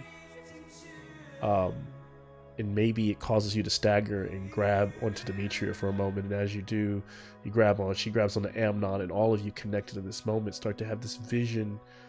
And you're seeing somewhere down in the material plane, connect outside of Waterdeep, as the two armies line up for battle. The red banners of the dragon armies, the blue of those rebelling, and those forces go rushing down the mountainside, smashing into each other, soldiers, shields clanging, fighting in like gritty mud as dragons, golden and chromatic, wheel overhead, smashing each other, tearing at each other's throats. You realize you're starting to see a moment that the war is on as you are here doing your job. This battle is taking place down in the material plane. But then suddenly, with all that anger and vitriol and all that hate, all of the men and women all fighting, their eyes all glow kind of a dark red as they begin to cut down friend and foe alike. Golden dragons begin to smash into golden dragons. Red dragons begin to fight white dragons. Suddenly, there is all-out chaos. In the palace, you see Vajra and Silverhands spinning, shooting magic from the hands, blowing mages away from them, and slamming the doors as the guards are trying to break in. And the guards go from trying to break in to kill them as they surround and protect Lenore, as the guards go into killing each other, stabbing each other, slitting each other's throats, as madness begins to take over and bloom like a dark flower. And somewhere on that battlefield full of mud and grit, the ground begins to heave. And then suddenly from it, from the mud, lifts two baboon-like heads as the Demogorgon rises and gives madness to all. And we'll smash to black and end our session there. Okay. Well, we lost. We can tell Sean that we TPK'd with the Demogorgon. Yeah. I mean, we're literally in heaven, so, we died and went to heaven. Yeah. Good stuff. Yes, it's getting interesting. I may be Not blind. Fizbin, no! I may be blind, but I got a spell I can give myself true sight. There you go. Blinded Oh by man, light. that's a good little session with three of you. It has been so long since we fought something that I was so backwards on adding all my shit together. No, yeah. Yeah. I was like, they probably want to fight something that doesn't seem like a god they can't beat. So that was a good little battle, you guys, because he's doing a lot of output damage, but he didn't have a whole. He didn't have a lot of hit points, but had a lot of output. So that was good. Yeah. That was good. Ameth would have been great because now that he would be level 16, at level 15, the champion fighter crits on an 18 or I mean, higher. yeah, I figured he'd be the one here, but I didn't want to take that away from you. I'm like, he would make sense because he had died finding them. But then also Rakalish made sense too because he had been talking to Machina, and Machina would have told him about it, and if if he was denying it, then maybe that, because I like your interpretation of it too, because it's an interpretation of the way Rakalesh following his god sees it, and then I think there's another way of seeing how it might have played out if Machina was talking to the primordial one. So yeah, it works, it tracks. And then the other way Rakalesh could have been here, my other idea was just all the dead and dying people in Waterdeep that want Takissa's dead. Yeah, that and makes how sense. many of them in their final moments would be like, I want this completed. That makes sense. And just the overwhelming amount would push. Okay, yeah. Good stuff. Yeah, that was a yeah, it gets like I imagine this is gonna be, it's kind of the final dungeon, but it is it's Bahamut, it's Paladine's palace, so it's I can't believe you brought back Stigant. I'm mad at you again. I had to because that hurt my heart. Yeah, I formulated. I've been thinking about it for the past couple of days, and I was like, "What would Stigant say?" And I think Stigant would be like, "Why?" Because I was like, Stigant would be like, "Why the hell am I in heaven?" I didn't do because imagine there's other heavens, right? So like, why would Stigant go to Bahamut heaven? Mr. Lathander. And I was like, "Ooh, he would be. I didn't follow Stigant, but I followed you." And I was like, "That's what he tells her." that was a great touch. Yeah, I was like, so he ends up there because of Demetria, right? Because he loves Demetria. Yeah. Pain. Could you post a link to that shared dice rolling thing? Yeah, I can share that. Oh, what? The dice app that we used is called is it DD Dice? We haven't used it since we did Dragonbane. I know, because I want to use that to roll my character stats for Dragonbane. Okay, yeah. I got dice. DD Dice is great. I mean, it's fun if you if you want to use digital dice. But they are like in terms of the amount of cool dice that you can roll. It's for more transparency it's just for transparency. Yeah, if there was a way to like, if at some point in the next campaign, if you all were willing to set up an extra camera, I would probably like make it part of your subscription to send you a camera to put your dice, so we can all have like a tray of dice or whatever. A tray camera. Yeah, I mean, I could. Because I know y'all want to roll dice. I could set that up for myself. I mean, yeah. But what's the? It doesn't even need to be a whole camera. What you really just need to send is one of those side of your desk clips that holds your phone. Oh yeah. Let's see. I gotta go use the bathroom real quick. I'll do your thing. Well, I gotta head out. I know it was a long. That was fun. That was great. Can't wait to see your next creation, Cheryl. I'm just working. I'm trying to make I want to make a bag for my friend. She literally studies. She's here studying death in the early modern period. So I'm going to make her a skeleton. Oh, very cool. But once I go back in the modern period, early modern period. Early modern period. Okay. So it's like it's so interesting. She has a whole. I think her master's paper was on like in Shakespeare plays when a character dies, what do they do about the body? Like how do they represent dead bodies on stage? What does like a dead body entail in like early modern sort of theater language, and how death is like dealt with plot wise. So we're besties. So I'm making her a little that's pretty cool skeleton crochet bag. That's cool. I still have like crochet. That's actually really cool. Yeah. I'm learning how. So I made these. You should make little crochet dice bags. I was looking at that. Well, way to ruin your guys' Christmas presents. I know. I was gonna ask because I don't know if Emmy's into like stuffed animals. They have a lot of cute like stuffed animal. They call them Emmy Greens. To all of it. She keeps all of her. She still likes her stuffed animal. She got from seeing her like first time at Santa Claus. She was crying. She goes during Christmas, and they gave her little bear, and she like loves that bear. I was looking up. They have like amigurumi patterns that are like the alien from Alien. I can't wait. Oh, I'd love you to make her an alien. Get her something like that. Something nerdy and cute like that. Yes, it's so great. Which is I can't wait for you guys to meet her at some point. I was telling Amnon, Ohan, there's a new Alien book. So, ooh. Yeah. We just watched Alien v Predator with Johanna and Steven. It was so fun. I love that movie. So good. You guys, I gotta get out. But bye. Bye, have a good one. Yeah. Yeah, I was watching like I forget what the guy's name is. It does like he's really good at doing like full deep dives on movies. It's usually about an hour. He did a deep dive on Aliens, and like exposed some things that I never like. He was able to like screenshot when Ripley is talking to the corporate execs, and they pull up everyone who died in the first movie and they share their bios. It shared that Ripley, it shows like their bios show why they were all expendable in the first place.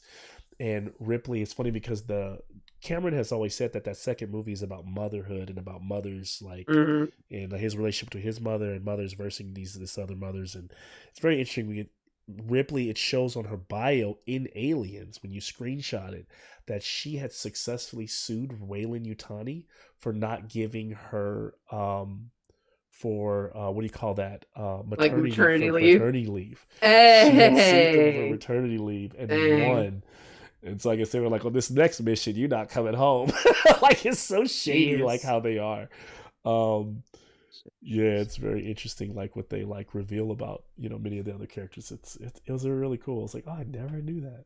Aliens is so good. And they say like they show like the Tyrell Corporation pops up on which the Tyrell Corporation is the Blade Runner Corporation, which proves that they're both in the same universe. That's fun. And then there's the not Cyberdyne, but there's the what's it called? Yoyodyne. No? It's something Dyne.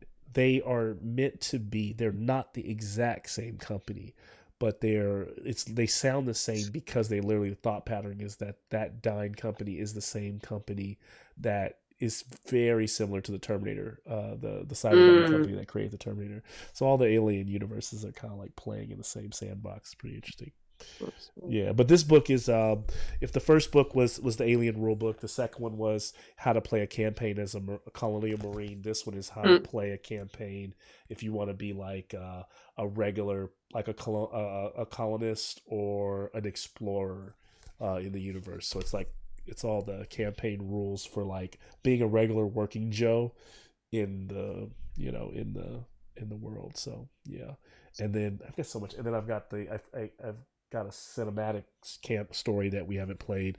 So I was telling Ohan that I think what I might do is when our Marine campaign ends, I think I want to do like a cinematic game where you play the cinematic game where you get the character and you have to play one of the chosen and you all like are kind of fighting against each other, because that'd be fun to do.